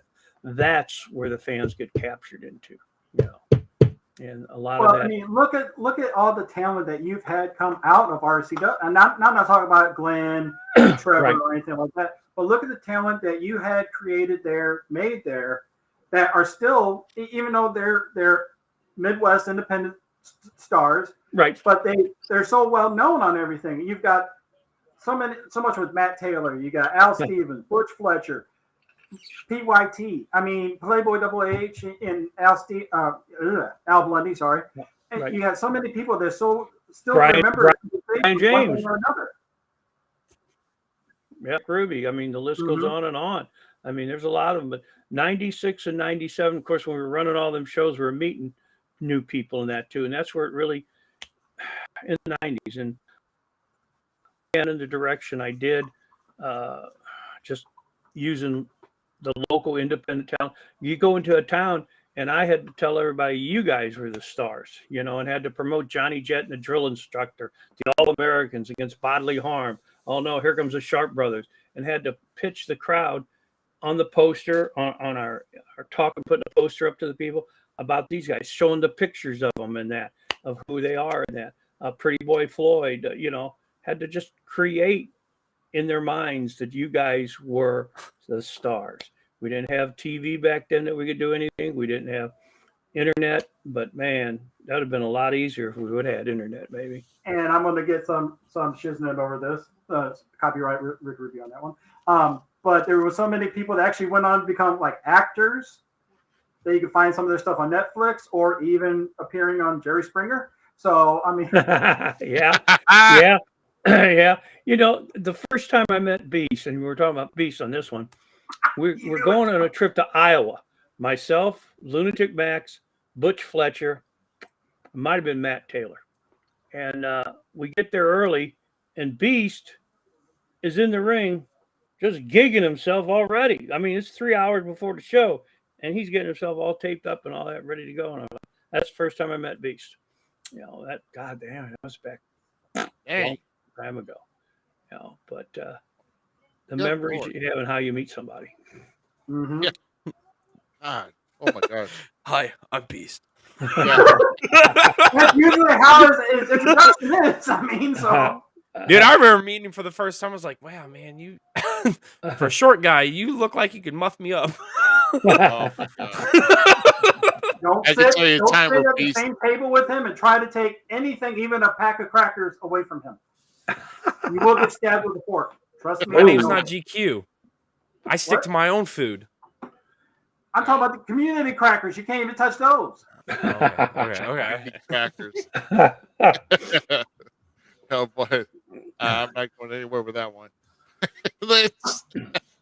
Oh my gosh. Yeah, we got so many Beast stories too, and I know Beast is kind of wrapping up his career, I believe, as well. And I don't know if he is He was on our first show too, Dave, back in '96. If you remember, at the Landing Water Park. Remember oh that my show? gosh. Oh God, yes, I remember. The Yes. Landing Water Park. We did a show.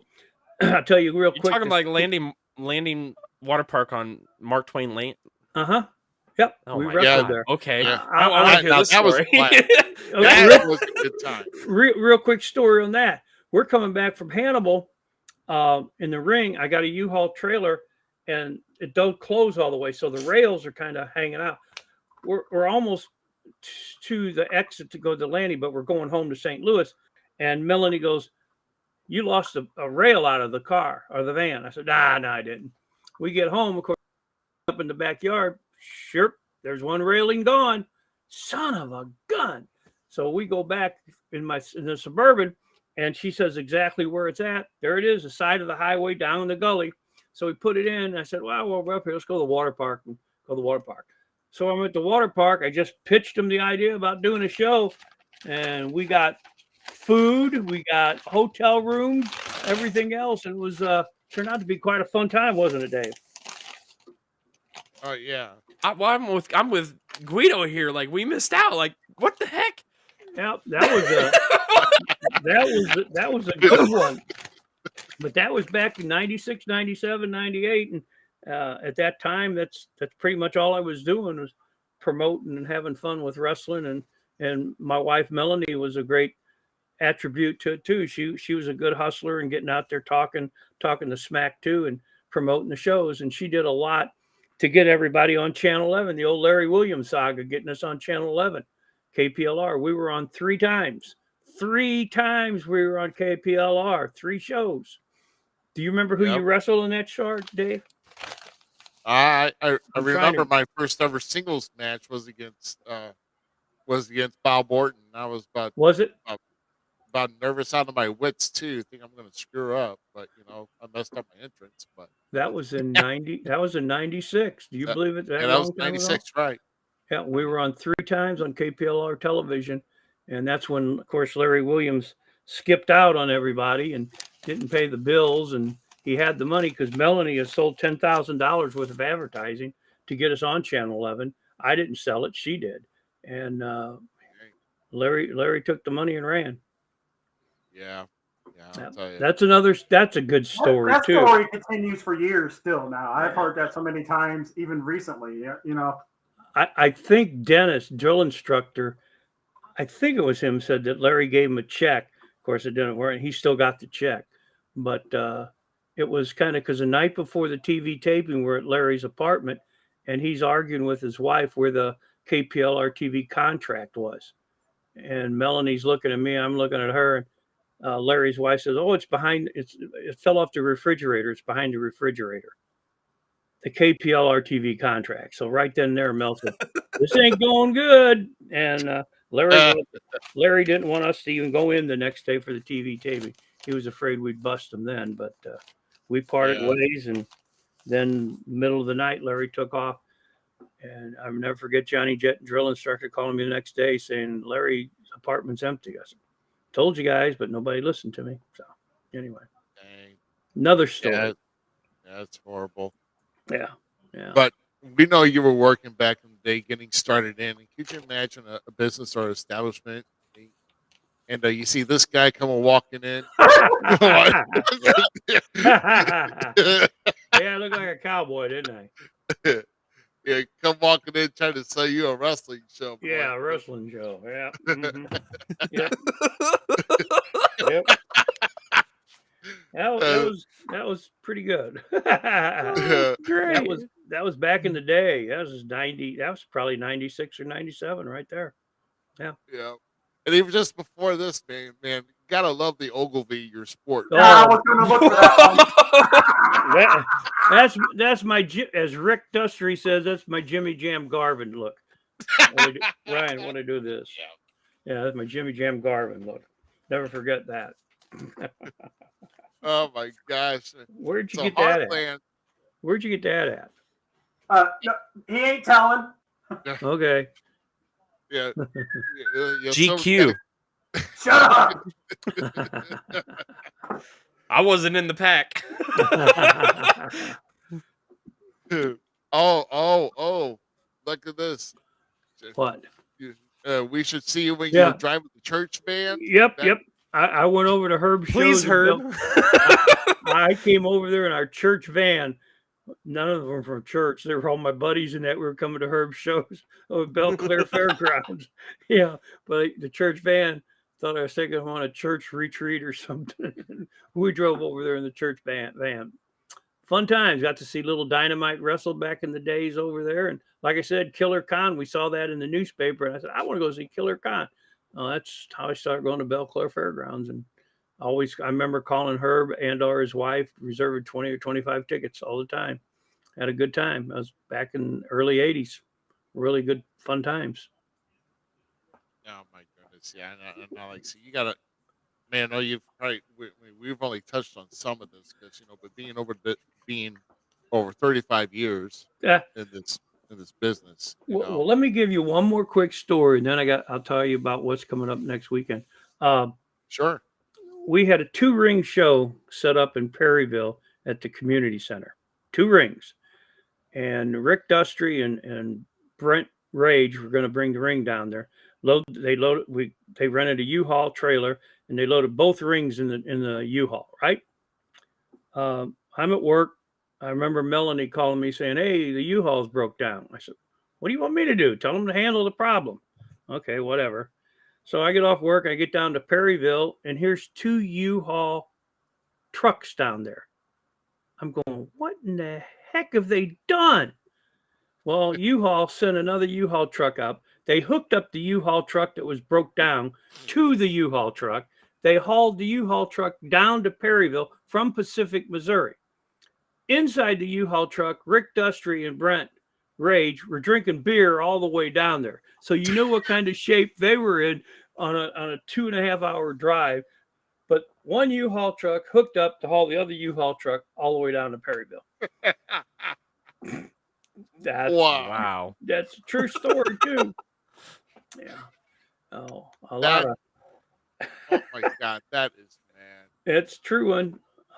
A lot of good ones. Yeah, they're Gypsy Joe and Tojo. Steve Montana says he wrestled Gypsy Joe all the time. And Abraham Lincoln wrestled Gypsy Joe. Come on now. You talk about that at dialysis. Steve Montana's mom is there, and she's 91. She goes 3 times a week. She's been on dialysis 10 years, And she says it's the best thing that could have happened. She said, I wouldn't have been around. And of course, I make a comment to her. I've known Steve since 1987. She goes, who? I said, Steve. She goes, it's Chuck. It is not Steve Montana. He legally changed his name to Steve Montana, and his real name is Chuck. And she said, nope, it's Chuck, Frank. So, but his mom's quite a character, and so she's 91. Not calling him it. I know better than that. I know he's still stiff, so Oh my. Yeah. Well, I know you. Yeah. Well, like I said, I mean, I know there's like you said, like Herb said earlier, that you would need to write a book with all of this. Well, maybe that'll be the next thing I do it while I'm at dialysis, is just sit down and start writing some funny stories, because there's a whole lot more that I don't want to talk about on here. Of course, yeah. But like I said, next Saturday the 7th. Once again, I can't make the ACW show, which they've got one at Louisiana, Missouri for Special Olympics. So that will be going on for ACW. We're going to be in Litchfield. Once again, it's the 25th anniversary for Victory Lane. It's going to be at the drive-in, the Skyview Drive-in. They've got carnival rides. It's going to be there. They got a band. It's going to be there. For whatever reason, they got a dunking booth there. They're going to try to sell cars there, and we're going to be wrestling. RCW's got 3 matches. Prairie Land Independence got 3 matches, and then there's going to be a big battle royal for what Randy Dustry is claiming is going to be the new RCW champion. And like I said, Randy's put the RCW side together, and he's running that. Just in the past, I was going to really sell the ring and the cage and all that, and Randy said, nope, Dad, don't sell it. I want it. So I don't know what Randy's intentions are in that. I know Sage Ramsey's got a good thing going with his Prairie Land Independent Wrestling. I'm glad to be part of that. He's got his next show technically is November 11th. He's got Michael Elgin coming for a seminar in that. He's going to have a tag team tournament for his tag team champions and a 4-way for the heavyweight, crowning the heavyweight champion too. So they'll be his first champions. And once again, October 7th, we're going to be in Litchfield, and ACW is going to be in Louisiana. So a lot of wrestling on the 7th. I wish it could be both places. So one question though, in the dunking booth, is Skittles and Juan Sanchez going to be in it? I mean, well, that's funny because they put up dunk your favorite salesperson, and we went to the meeting there, and the salesmen are looking at Gene, the owner, and they're going, "Do you realize how chilly that water will be?" He goes, "Well, if they buy a car, that's the catch. They got to buy a car to dunk the salesman."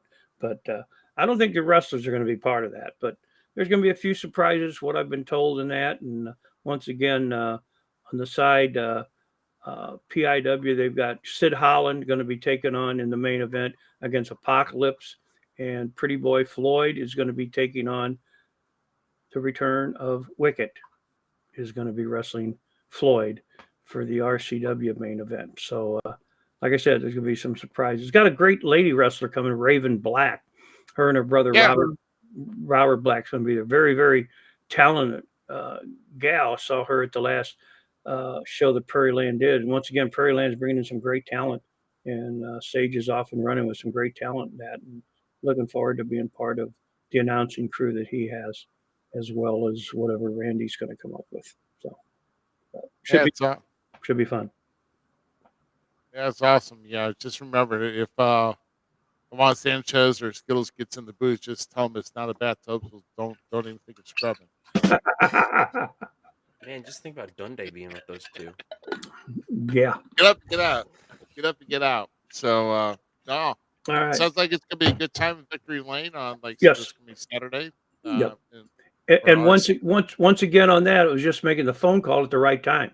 I mean, and within 10 minutes, he called me. It went straight to Gene as the owner, and I called him to ask him if he wanted to help advertise. And I had no idea about this.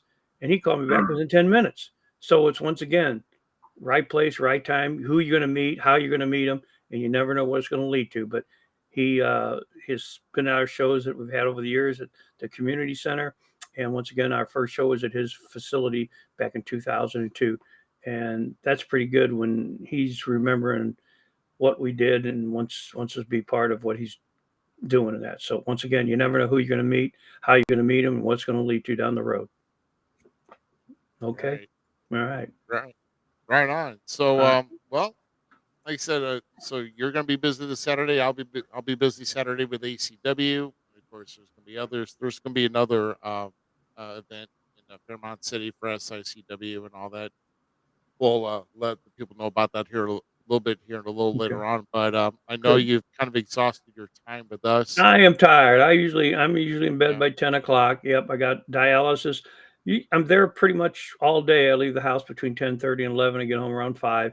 It's a long procedure, and once again, I'm glad it's working out really good for me. And it's mental as well as it is physical. There, you see a lot of other people that are in really bad shape there in that. So I feel really blessed that my weight is down, and the last few times they haven't had to take any fluid off of me, and I'm feeling pretty good. So good stuff. That's good. That's Good. good. All Yeah. right. So Thank you. definitely. I thank you for asking me, Rough Cut, and once again, Ms. Glad I met you too, and glad you're flourishing behind the mic. And GQ, next question. No, I miss you Knew too. that was going that way. I'm glad. I hope everything goes good for you, buddy. Miss all you guys. Really do. Okay. Miss you too, Frank, man. All right. Good enough. Yeah. We'll see what. Yeah. Well, we'll see. We'll see down the road soon. I know. Yeah, So I'm working. I want to get to that Mountain Grove show, but I got to get a ride with somebody down there. I want to go down there because I'm out of town shows. They're the fun ones. So we'll see what we can do about that. Okay. oh yeah. Well, yeah. Like I said, that's going to be good. That's going to be a good Halloween themed show at the YMCA, and yeah, so that's going to be good. Um, but yeah, Okay. but no, hopefully you get a chance. You enjoy yourself this Saturday, the return of RCW, and then of course crowning of an RCW heavyweight champion, and of course it looks like they got more events planned up, at least leading up to the end of the year. So but no, I mean we'll catch up here, and Good.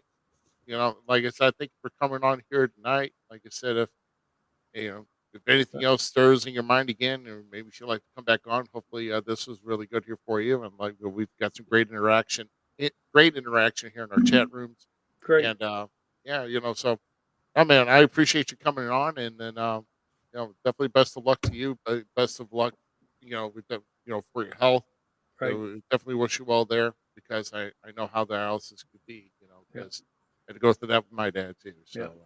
I appreciate it very much. I'm glad you asked me. I had fun. Glad you liked some of the stories. Okay.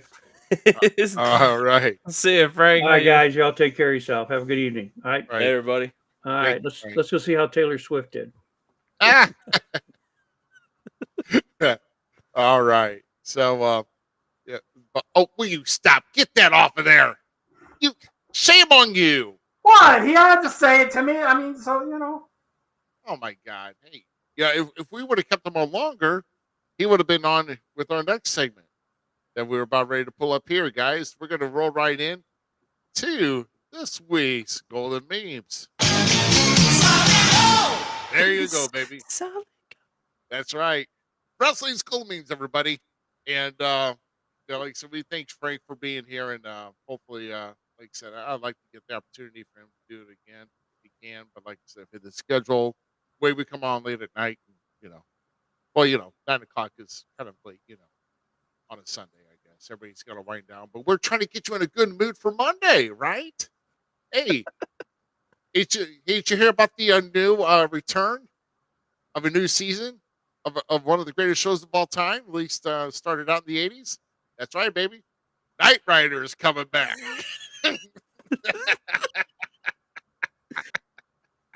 I would watch this. Dude, I so would. Yeah. Yeah. Hey, kid. Yeah. Yeah. Oh my love gosh, you imagine him beating up the bad guys, doing his trademark elbow at the end. Dude, if he's just throwing one-liners the whole time, I wouldn't care. GQ, this would be a great show. You know this. He's president. Am I stepping on holy ground with the dissing on the Hawk? I'm not really dissing on the Hawk here, but it's kind of cool. He can I pull think it he off, would be better than the Hoff anyway. Hey, He's less hey, drunk and doesn't do anything weird with cheeseburgers. So Oh, stop it. God. No. Oh, let's see. Let's go into our next one here. Oh, yeah. Uh,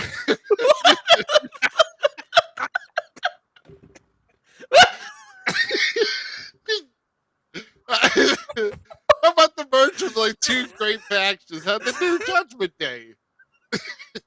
I love Damian Priest here. Holding the hotcakes, loving the unicorn. am I the only one that thinks that Rio looks good in pink too? I mean, come on. No. Leave mommy alone. No, I mean just the way Finn looks. Doffing the pink hair. This is a gift that just keeps on giving. I love it. Oh my gosh. That's funny. Oh my god, this is some good stuff. What's up with Dominic? He looks, Hey, dude, I am not happy about Dominic Mysterio right now. I'm with mommy right now. Dom's in trouble. oh yeah, he is. Yeah. Oh, you'll get it, buddy. Trust me, you'll get it. Let's see. What about our next one? Oh yeah, we can find out your dad is a big Carter for life.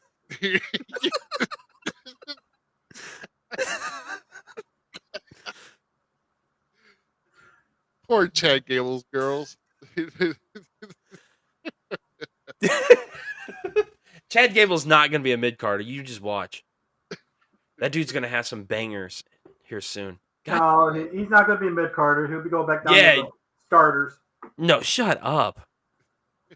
Shut up on that. Oh my.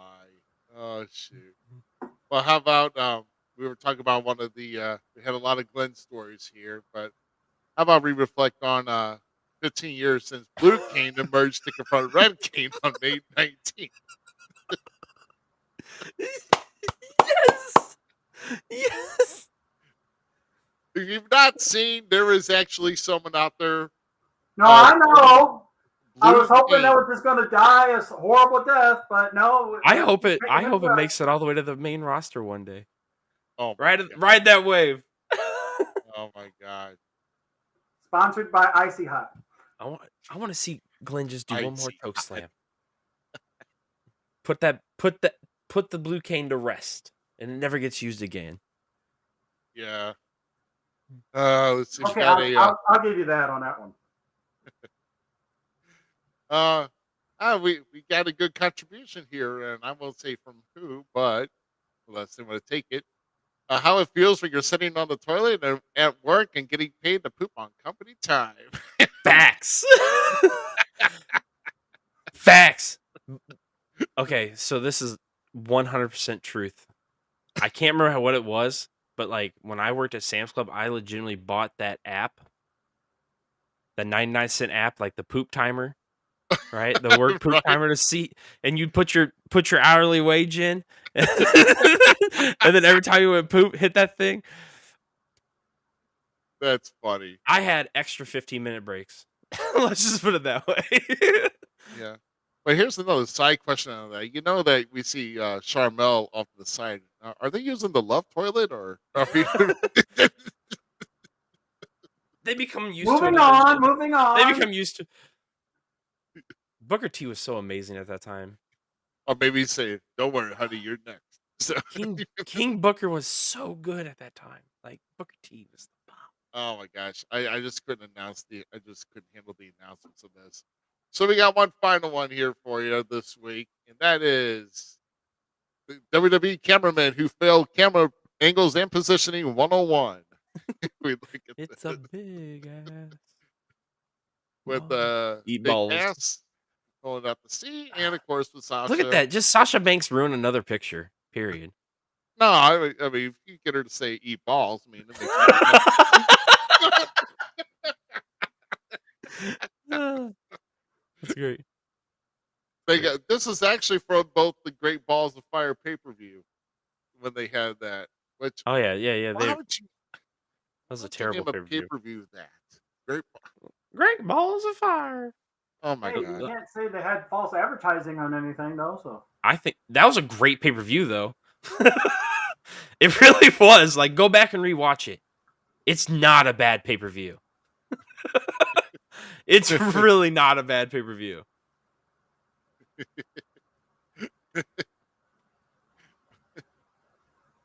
Oh my gosh. No, but no, that's all I got for you this week. But yeah, that's probably the only reason why Sasha made it on here is because I told her to eat balls. That's the only reason she made it on some shows. I mean. Oh.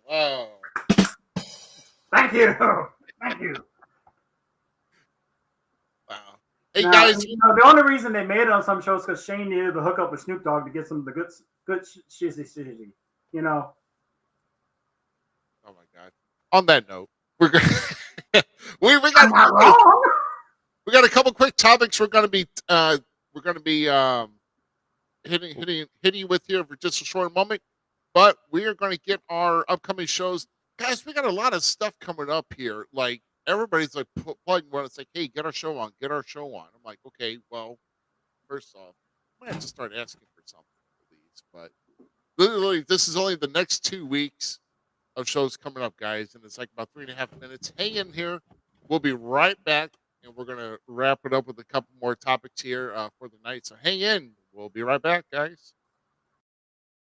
Check out these great shows and appearances coming to a city near you. Saturday, October 7th, Mid-States Wrestling returns to the indoor building at the Harrison, Arkansas Fairgrounds. Doors open at 6 p.m. and bell time is at 7 p.m. Brutal Bob Evans, The Smoking Ace Luke Langley, Jake Lawless, Sam Stackhouse, and many others are scheduled to be in action. To reserve your seats for this event, visit mswtickets.com or call 858-848-SLAM. Saturday, October 7th, Southern Illinois Championship Wrestling returns to the Holy Rosary Gymnasium located at 2176 North 42nd Street in Fairmont City, Illinois, benefiting the first responders. Your main event features the SICW Classic Champion, the Big Texan, defending the title against superstar Steve Fender in a steel cage. Doors open at 6 p.m. with a bell time of 7 p.m. Reserve your seats for this awesome show by going to sicw.org or by calling 618-286-4848. Saturday, October 7th, American Championship Wrestling comes back to the Louisiana Missouri High School for Special Olympics Slam 2, benefiting the Special Olympics of Missouri. Take advantage of the VIP experience with a personal meet and greet with Hollywood actor Bishop Stevens, UFC Hall of Famer Matt Hughes, and WWE Hall of Famer Cowboy Bob Orton. Main event is the 3rd annual Marcus Mansfield Memorial Battle Royal. Ticket prices are VIP $75 with an early entry at 4:15 p.m. First 3 rows are $15 and general admission is $6. For more information, visit acwtheshow.com. Saturday, October 7th, Rampage Championship Wrestling makes a long-awaited return with a joint promotion show with Prairieland Independent Wrestling at the Skyview Drive-In, located at 1500 North Route 66 in Litchfield, Illinois. Your main event will be a 20-man over-the-top rope battle royal, where the winner will be crowned the new RCW Heavyweight Champion. Bell time for this event is at noon. For more information on tickets, dial 217-602-8837 or 217-319-8824. Thursday, October 12th, St. Louis Anarchy comes to the Elks Lodge in Granite City, Illinois, located at 4801 Maryville Road. Pre-event party starts at 6 p.m. with a bell time of 7 p.m. One of the featured matches is for the Gateway Heritage Championship, as defending champion Derek Neal faces off against the one called Manders. For more information on tickets, visit stlanarchy.com. Saturday, October 14th, Southern Illinois Championship Wrestling returns to the Belle Claire Fairgrounds as they welcome special guests, WWE Hall of Famer, the Mouth of the South, Jimmy Hart, plus 2 huge matches have already been signed for the card. Doors open at 6 p.m. with a bell time of 7 p.m. For more information on tickets, visit sicw.org or reserve your seats by calling 618-286-4848. Saturday, October 14th, Illinois Elite Wrestling presents When Legends Rise at the Granite City Elks Lodge, located at 4801 Maryville Road. Doors open at 5 p.m. with a bell time of 6 p.m. Scheduled to appear are the IEW Heavyweight Champion War, Tag Team Champions Dean Roberts and Sid Manson, and Midwest Champion Jody Ultra. Door prices are $15 for adults, $5 for kids. Children under 5 get in free. To save money on adult tickets, purchase them in advance by going to IllinoisEliteWrestling.ticketleap.com. Sunday, October 15th, Glory Pro Wrestling heads over to the Gateway Convention Center in Collinsville, Illinois, that features a special appearance by Dalton Castle. Doors open at 4 p.m. with a bell time of 5 p.m. For more information on the event and to get tickets, visit GloryProWrestling.com. Remember, fans, without you in the seats, there is no wrestling. Make sure you make plans to attend these shows, and we'll see you at ringside. Bro, that's just for these upcoming 2 weeks. That is just oh crap. That was a beautiful lineup. It is. It is a beautiful lineup, man. Big shout out to the one called Manders, though. That's one of my boys. I love that guy. That dude has a mean clothesline. Oh, I bet he does. I bet Like he a does. mean clothesline. And then Rohit in Glory Pro. Oh yeah, Rohit. Yeah, coming back to Glory He just Pro. won he just won a new championship too. Oh, Rohit did? Yeah, I can't remember which one it is now. Oh my god. While you're looking that up here, we're going to get a drum roll here and find out what we're going to talk about next. Oh yeah. Some of the famous matches that this guy had right here. Oh, okay. Who is really gone from WWE? And the reason I asked that is because we brought in this big thing of the firing list last week, and it seemed like half of those people are like still. It's just what it seemed like. Dude, Monday night when Tegan knocks us off the screen, I'm like, hold up. Right? I saw a list online that had her out the door. Right. What? Right. It's just I don't know. Tegan Knox. Then we see Ivar and Valhalla of the Viking Raiders. Of course, Eric. I don't know if Eric was just injured or couldn't make the. Didn't get the notice like, hey, you're really not gone. We need you back here. So, you know, It makes me happy. Like, I'm not mad. I know, but you scratch your head. I was confused because I swear to gosh, I saw on a site that it said it. Like, but oh well. Right. Oh well, like you know, I don't know. So I'm just trying to look at all the lists that we had. Let's see that. So we know that. Let's see. I think that's all that I saw from Raw. Now, I mean, there were still some big ones that are up now. Ashante, Adonis, and BFAB on SmackDown, and also Cameron Grimes. That to the moon. Yeah. I like Cameron Grimes. But you know, the ones that are still actually gone, because Dana Brooke posted it on her Twitter, Mustafa Ali. That one still hurts, man. I mean, there's still some that are, gone. I really hope Mustafa comes back. Like, I hope it's like this full circle thing, like, because that dude's so good. And Sean was even saying how, like, did you see that? Sean took to Twitter, Shawn Michaels did, and talked about how it was a surprise to him and how, like, disappointed he is that he doesn't get to work with him more. I was really liking the stuff they were doing with him down there in NXT. All right. And, like, some of his promos were, like, kind of deep, man. And, like, he was making mentions about the stuff he's done before, and it was really good. I really liked it. I'm really sad that we don't get to see his character develop there. But let's see where he goes. New Japan's where I really hope he lands. That's me. Like, if he's leaving WWE for good, New Japan. Yeah. I don't know. I mean, so literally there's probably like maybe between 6 or 8 people that were on that list that apparently have made their way back. But but there's still a lot that are gone. Maybe they like some of the few that don't check their emails and just didn't know about it, so they still put them on the show. Maybe those are the people that didn't answer their phone or block their email. So they'd be like, I don't know. Or didn't check the intranet, that the app and everything that WWE has. Just saying. So Rohit picked up the A1 Wrestling Zero Gravity Championship. I believe, yeah. Where that guy works, I believe he's. Dude, he's a workhorse. I mean, that dude's all over the place, man. Workhorse. I love Rohit. Shout out.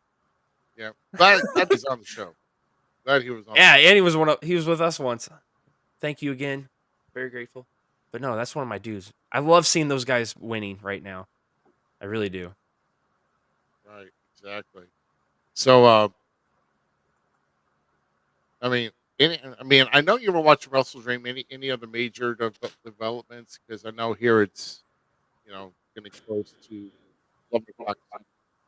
But I don't know if there's any major developments from Wrestling Dream. I know it was on tonight.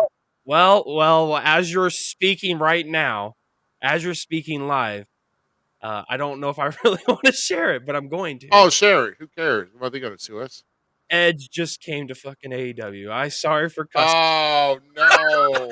Edge is 100% at Wrestling Dream right now, No, and but I is don't he- know how I feel. Oh, gosh. So is it Adam Copeland? I don't know. There's a lot of pyro going on right now. Holy, I cannot believe I'm watching this right now, bro. Wow. That's incredible. I mean, This you kind of knew. You almost kind of knew. I mean, when he let his contract expire and he was technically a free agent, was going to settle down, or was oh, Nick, Darby Allin's little dude, Nick. What's his last? He joined Christian. Oh, and they're beating the crap out of Sting, man. And then Edge came. I wasn't paying attention. Like, yeah. I'm sorry. Yeah. no. Why am I sorry? I had a great conversation with Frank. Why am I mad? Oh no. God, I can't believe they're going this late. Did they start like what? About 4 hours ago? I don't know. I was watching Collision and stuff. I watched NXT, watched Collision.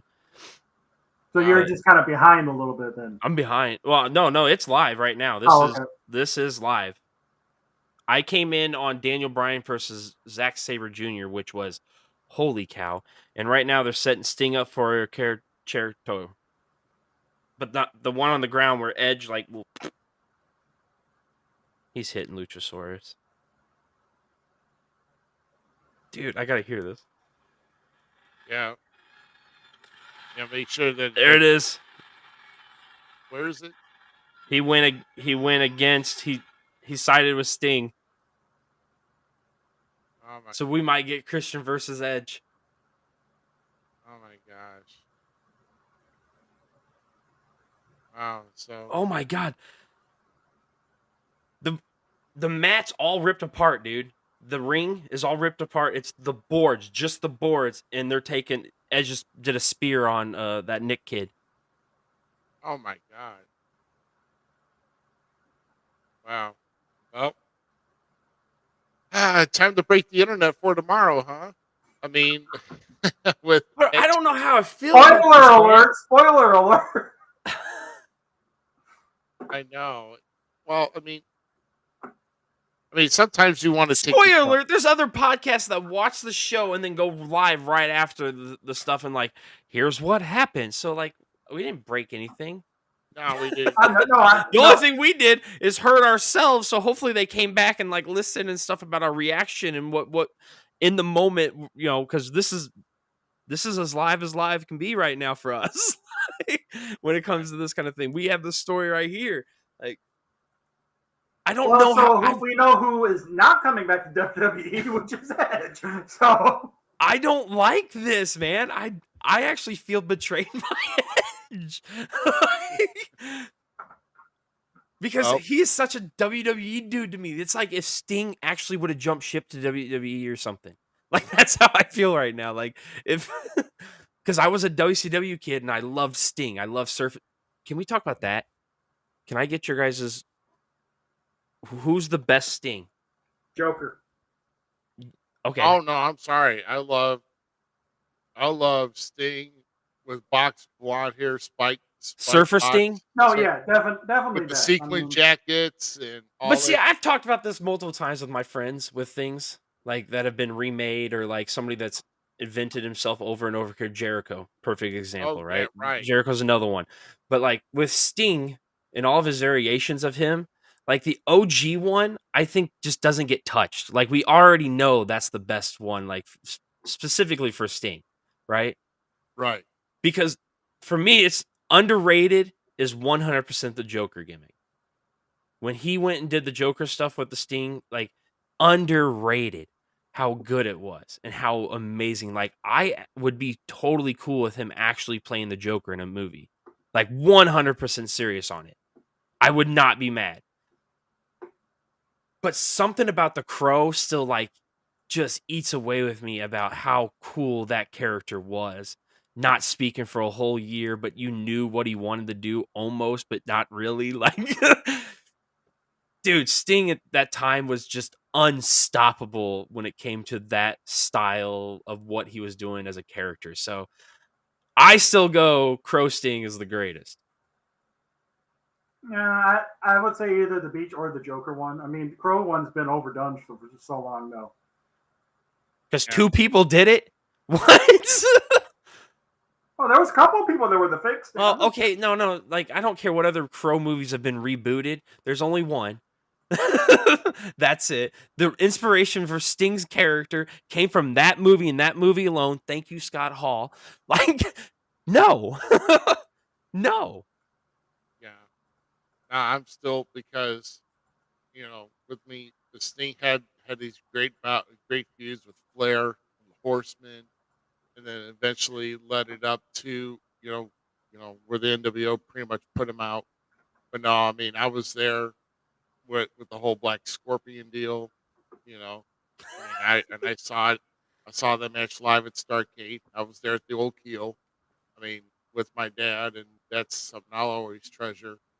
You know, and then my dad always being the prankster, and when they allowed us to have like air horns, would bring in, and he had like this like 12 like 10 inch like aluminum horn that you put like an air compressor can and blow it.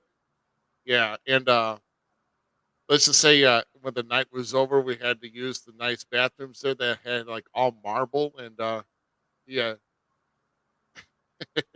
yeah, he decided to get one big blast and scare everybody at the urinals before he left. So it's it's kind of our little silly humor there, but that's. I really don't know how I feel right now about Edge jumping ship. Like, it's really, I'm not gonna lie. This really makes me want to see CM Punk come to WWE now. Dude, there's a lot that's opening the door for Punk. Oh yeah, let's talk about that. Bro, With this makes me want to see. SmackDown coming up. It's coming up this Friday. We'll be in St. Louis, and man. Oh, Randy coming back? Or No, I'm just saying SmackDown's coming to St. Louis this Friday, right before Fastlane. Yeah. Andy. So, But no, seriously, like, if CM Punk showed up in WWE right now, like, wrestling is on fire. Edge doing this, if WWE could pull something really, like, this is a good response to Jade going there. That's all I'm saying. Like, I'm happy about Jade being in WWE. Do not get me wrong. I cannot wait to get my Bianca Belair versus Jade Cargill match. Like, if that match happens, oh my God. Charlotte Flair versus Jade, can't wait for them. Can't wait for them. Like, I want to see if Jade can take best female entertainer in wrestling. If she can take that from Charlotte, oh boy. Oh boy. Yes. Make that happen. Because that is going to be awesome. And you guys can complain and whine all about it, but it will make all the pain of watching Charlotte get title after title after title after title go down the drain when Jade's such a badass. I hope it happens. I really do, because I think Charlotte doesn't need to be in the title picture. She needs Jade to come in and shut her down. That's the way I feel. That's what I would like, but that's just me. No, Tyler, I did not hear that Angelina Love got married today because I'm not friends with her. No, but I don't know. That's what he said. No, that may be on 411mania.com or. Skylar, do you really believe that Randy's coming back at Fastlane? I like to know the reason why. I mean, well, okay, so the Bloodline did take Randy out. True. So there is that. There is that. Like, that's a true thing. So right. Randy has a reason to come back, but I don't know. Do we pull the heat away from LA Knight, or like? Does the greatest two, the goats of the PGA. I got Go golf to on the the brain. PGA. I'm golfing after this, by the way. But I'm there. the PG era, the goats of PG era, because Michael Cole always reminds us that John Cena, and I know Skylar's on, and this is gonna upset him. So this is me being a good friend. But the goat that John Cena is, and the goat that Randy Orton is, they were the goats of the PG era. Do they unite and then give good LA Knight the nod too? Like I'm down with it. Give all the one-liner stuff to LA Knight. Oh man, yeah. I'm all up for it. I mean, I'm all up for it too. But should I kind of want to help out Skylar there a little bit. Hey, Skylar. Oh, you're talking about. Saves you some keystrokes so you don't have to say Skylar. I mean, dude, he's probably going back to the little the marker and like deleting it and just writing this thing response again, knowing him. Yeah. Well, I mean, I don't know. You know what? I'm not even going to talk about Naya right now. It's just, I like to end my evening on a happy note. So. Okay, hold on. Hey, I agree. Z, we should end it on a happy note. Mm-hmm. That's not. That's. That's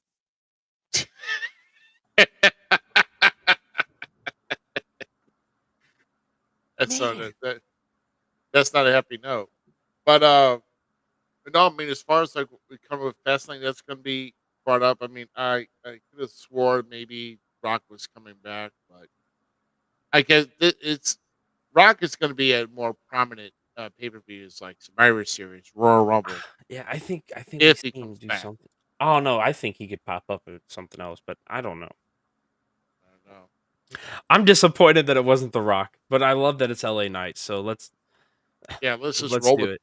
I mean, yeah. Build up. Yep, you got to give that build. You just can't give, Can we many partners, and all of a sudden, bam. Can we also mention that supposable rumors coming out of camp? So once again, rumors, people. We don't know if this is fact, but I hope to God that it is. Paul, Triple H, has said that he would like to go forward with the Howdy character. Oh yes, I did see that too. Like, please, yes. If this could be the greatest supernatural character that we ever had. No offense, Undertaker. You're still loved. You're OG, remember. This could be, like, amazing where they could go with this. We know that's where Bray was taking it. We know that. Oh, 100%. I think if Bo feels as honoring his brother, 100%, I back that 100%, 1,000% actually. Have you not listened to every tweet? Well, read every tweet. Every tweet that has been said about that man. He was a storyteller. That was all he wanted to do. There is only one way to honor that man, and that is to finish the. I don't want to hear about Cody Rhodes' story anymore because there's a bigger and better one to be told, and that is Bray Wyatt's story. And I want to hear it be said. And Bo is the perfect person. But my question though is, and Ruby may agree with the question: can Bo tell the same stories? If you don't believe in Bo, you never believed. I'm going there, man. That's going true. there 100%, man. No, don't walk away. That's right. I've been a fan of him since the golden ages of NXT, my dude. Well, you've got to give him an opportunity because he's going to be the best one to tell it because, hello, that's blood. And he knows all about it. And who's to know to say that Bray and Howdy were not, were a conversation on how they can relate this character, how they can, because we think about it on the return, there's a lot of return, before Bray actually was revealed, when he pulled off the Howdy mask on who he was. So those guys were kind of those characters were interlined with one another. So I think, in all honesty, I think Bo has been off camera for like the longest time, honestly. But and even when he came back, he was still off, even behind the Howdy mask, because he did very little when he came back on his Uncle Howdy. But you've got to give him, like like Z said, you know, you got to put your trust in letting that person take that. Because who? So I would throw the question to GQ: if you're not going to put your faith in Bo Dallas or Uncle to be as the Uncle Howdy to tell the rest of the story, then who would you? Because to me, honestly, it'd be a waste of invested time to try to get somebody else who really does not know the. No, I agree. And I don't know. But does Bo honor it and with the same power behind it, or is he pissing in the pool? No. I'm not saying he's a bad talent, but can he tell the same story that was started by his brother? If I'm telling you right now, 100%, I will fight you into the end of time on it. If you were not watching him in NXT when he was doing the Bo Leave gimmick and stuff, and doing all that stuff and how much conviction he had to that character, that's the great thing of watching Evolution.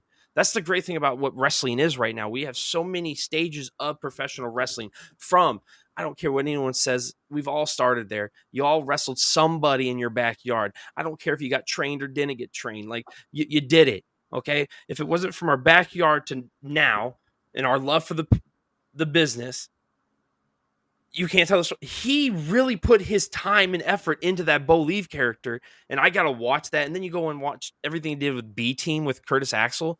Come on, man. If you can't put your heart into that and make it solid, and he made it solid with The Miz, like they made that so solid that I was like, give them the titles. They should have been tag team champions. With like I'm saying, I'm not taking it away from him, but it's still the same thing.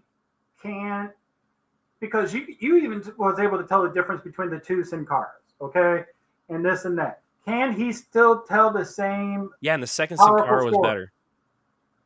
I know, but that's what I'm saying though. Can he still tell the same thing? Yes. Talent is one thing. I believe in Bo. Storytelling is another. I believe in Bo 100. You don't put it on, and to make it better, on a pending return off of maternity, Alexa comes back into the fold and joins Uncle Howdy. And then I say you bring Karrion Kross back like he was supposed to be. You bring let him go if that's the case, and then bring him back later. But it has to happen, man. That story is so it can be told so well in so many ways, and I believe in Bo. Hell, Bo, I'll come on and help you. 100%. I have ideas, and I think your brother would love it. Side book and writing. 100%, dude. There's so many things you can tell, and within this new era of life, like I believe, and this is me now going out of me. Okay, you're the on-stage character. Like, this is my belief, 100%. What I'm about to say.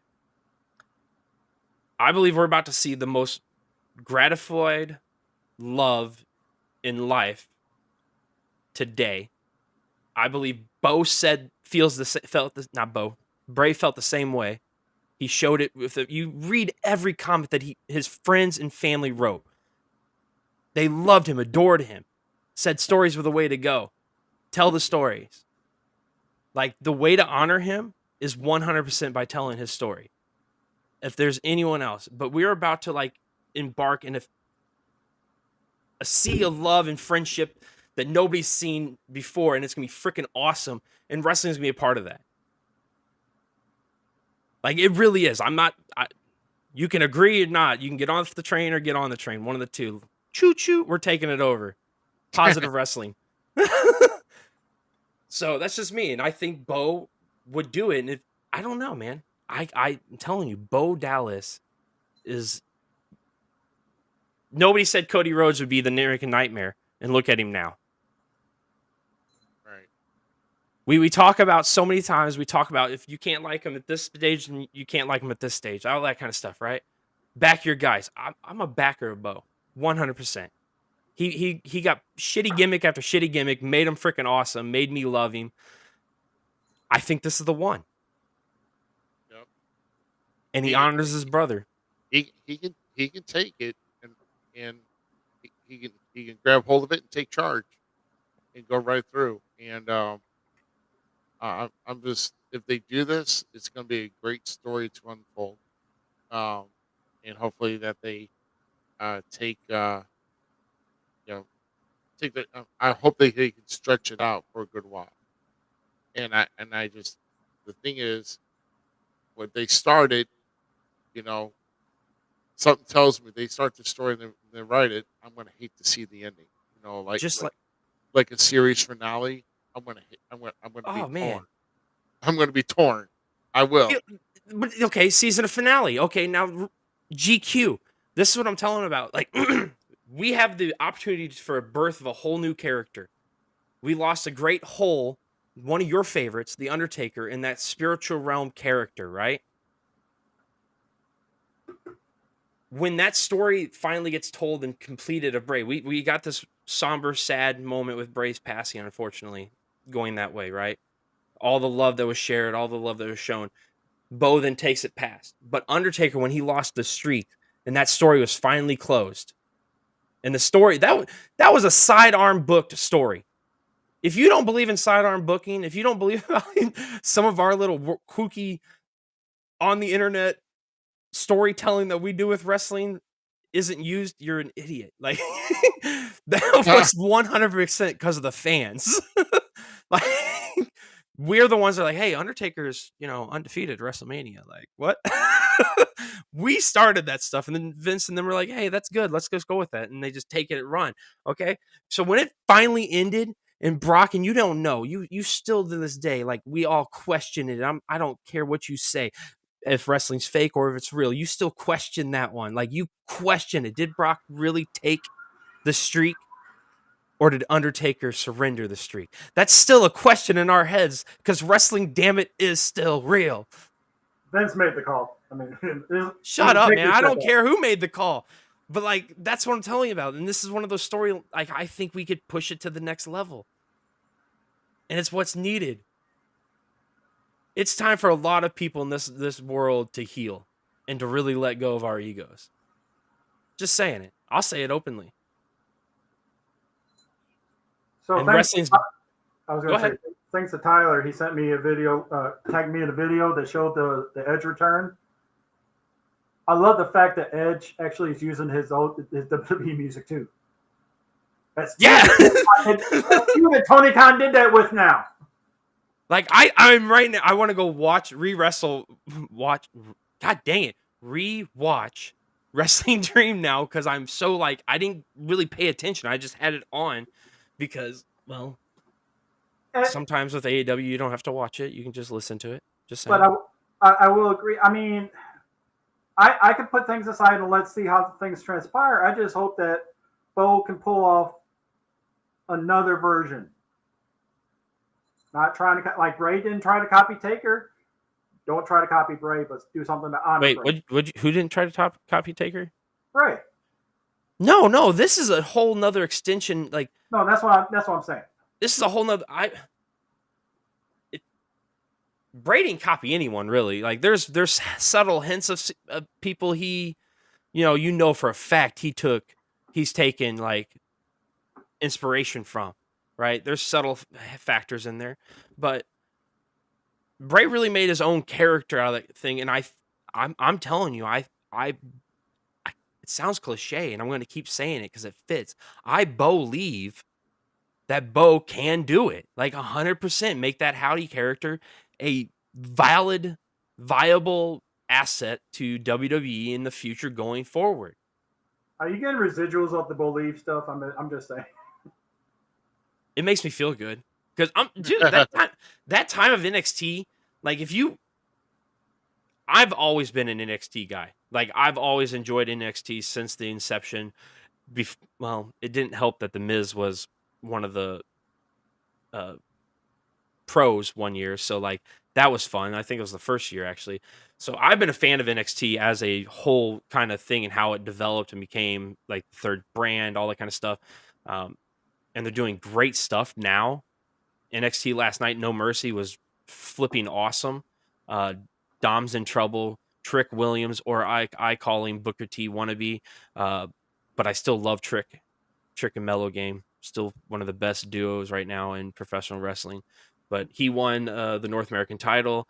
You had Becky and Tiffany Stratton giving us one hell of a female Extreme Rules match. One hell, like, my dudes, go back and watch that one. They killed it. They did good. I'm sorry, Skylar, that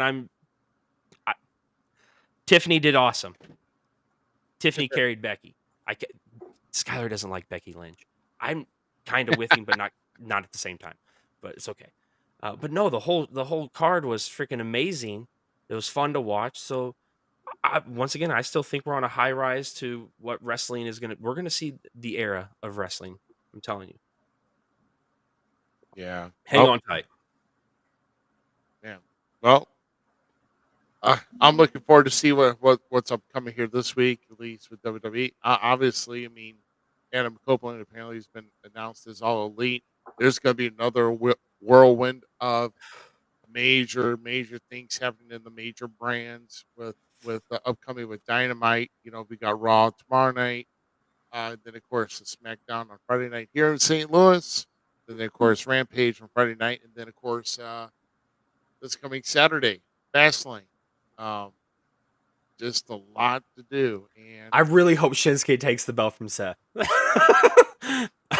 I am so sold on Shinsuke taking this belt. Who knows what's going to happen, man? But it's going to be a big week. And, of course, I'm going to be down in Louisiana, Missouri for that huge Special Olympic Slam. So anything upcoming here for you, GQ? Not at all. No, just taking a chill.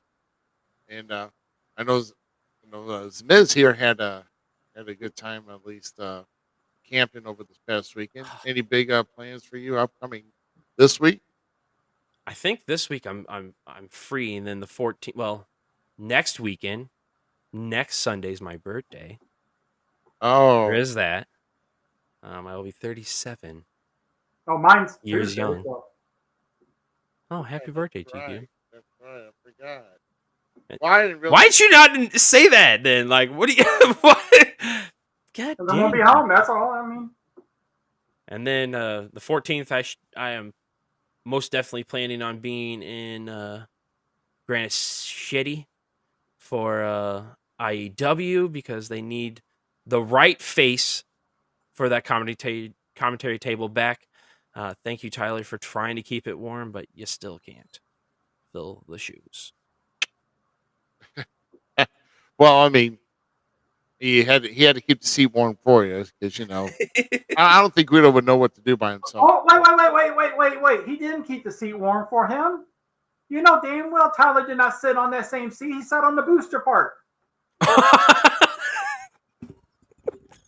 Oh my god, That was good. That was good.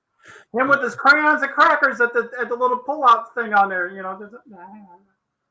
yeah. For those who don't know, this coming Tuesday, yes, indeed, it is GQ's birthday. We're not going to say the age, but Because he's old and bald. Wait, you are too. hey, wait a minute! Why are we stabbing? I'll give you that, G. I'll give you that. Wow! Wow! I was saying, happy birthday. I know. Hey, you know what? Just because of that, I know that GQ is really close to my age. So there, boom. All right, so you got two old and bald men here on the show. So there. Old and bald and that bearded dude. Yeah, you open going leprechaun. What the hell you gonna do? Hey, don't judge me. I don't even like Why? liquor. I don't even like Lucky Charms. I was a Raisin Bran kid. A Raisin Bran? Straight up, dude. I smash Raisin Bran. Raisin Bran and Frosted Mini Wheats. Hey, I did see it. Sam's Club. They had the scary scary cereal 4-pack or whatever, and I want some blueberry. Oh, get out! Or- They still make or some blueberries. Frankenberry. Only during this time of year. Hey, wasn't Count Chocolate on here earlier? Is that a joke towards Frank? Did you guys just make fun of Frank? No. No. Chef.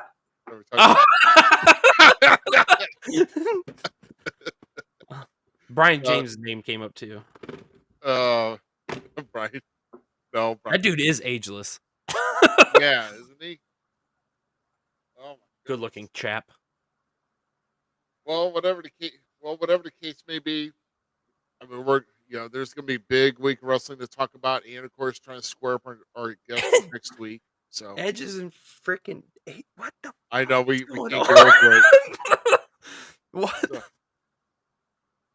No, Tuesday is the big day for GQ having his birthday. So someone come meet up with GQ, we give him a nice little cupcake with one candle in it, because we got him a cake with all the candles from one for each day of the year. Then you would set something on fire. So you don't want to do that.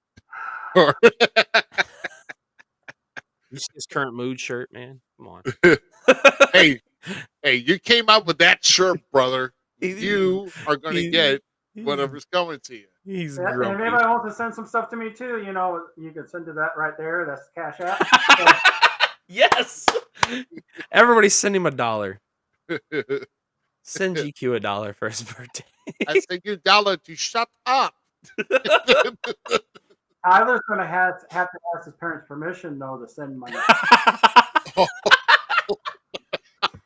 We'd be nice to Tyler. I can still be worse. Come on now. He's so gonna step on your toes whenever he sees you, dude. Well, he can't punch me unless he wants to hit the kneecaps.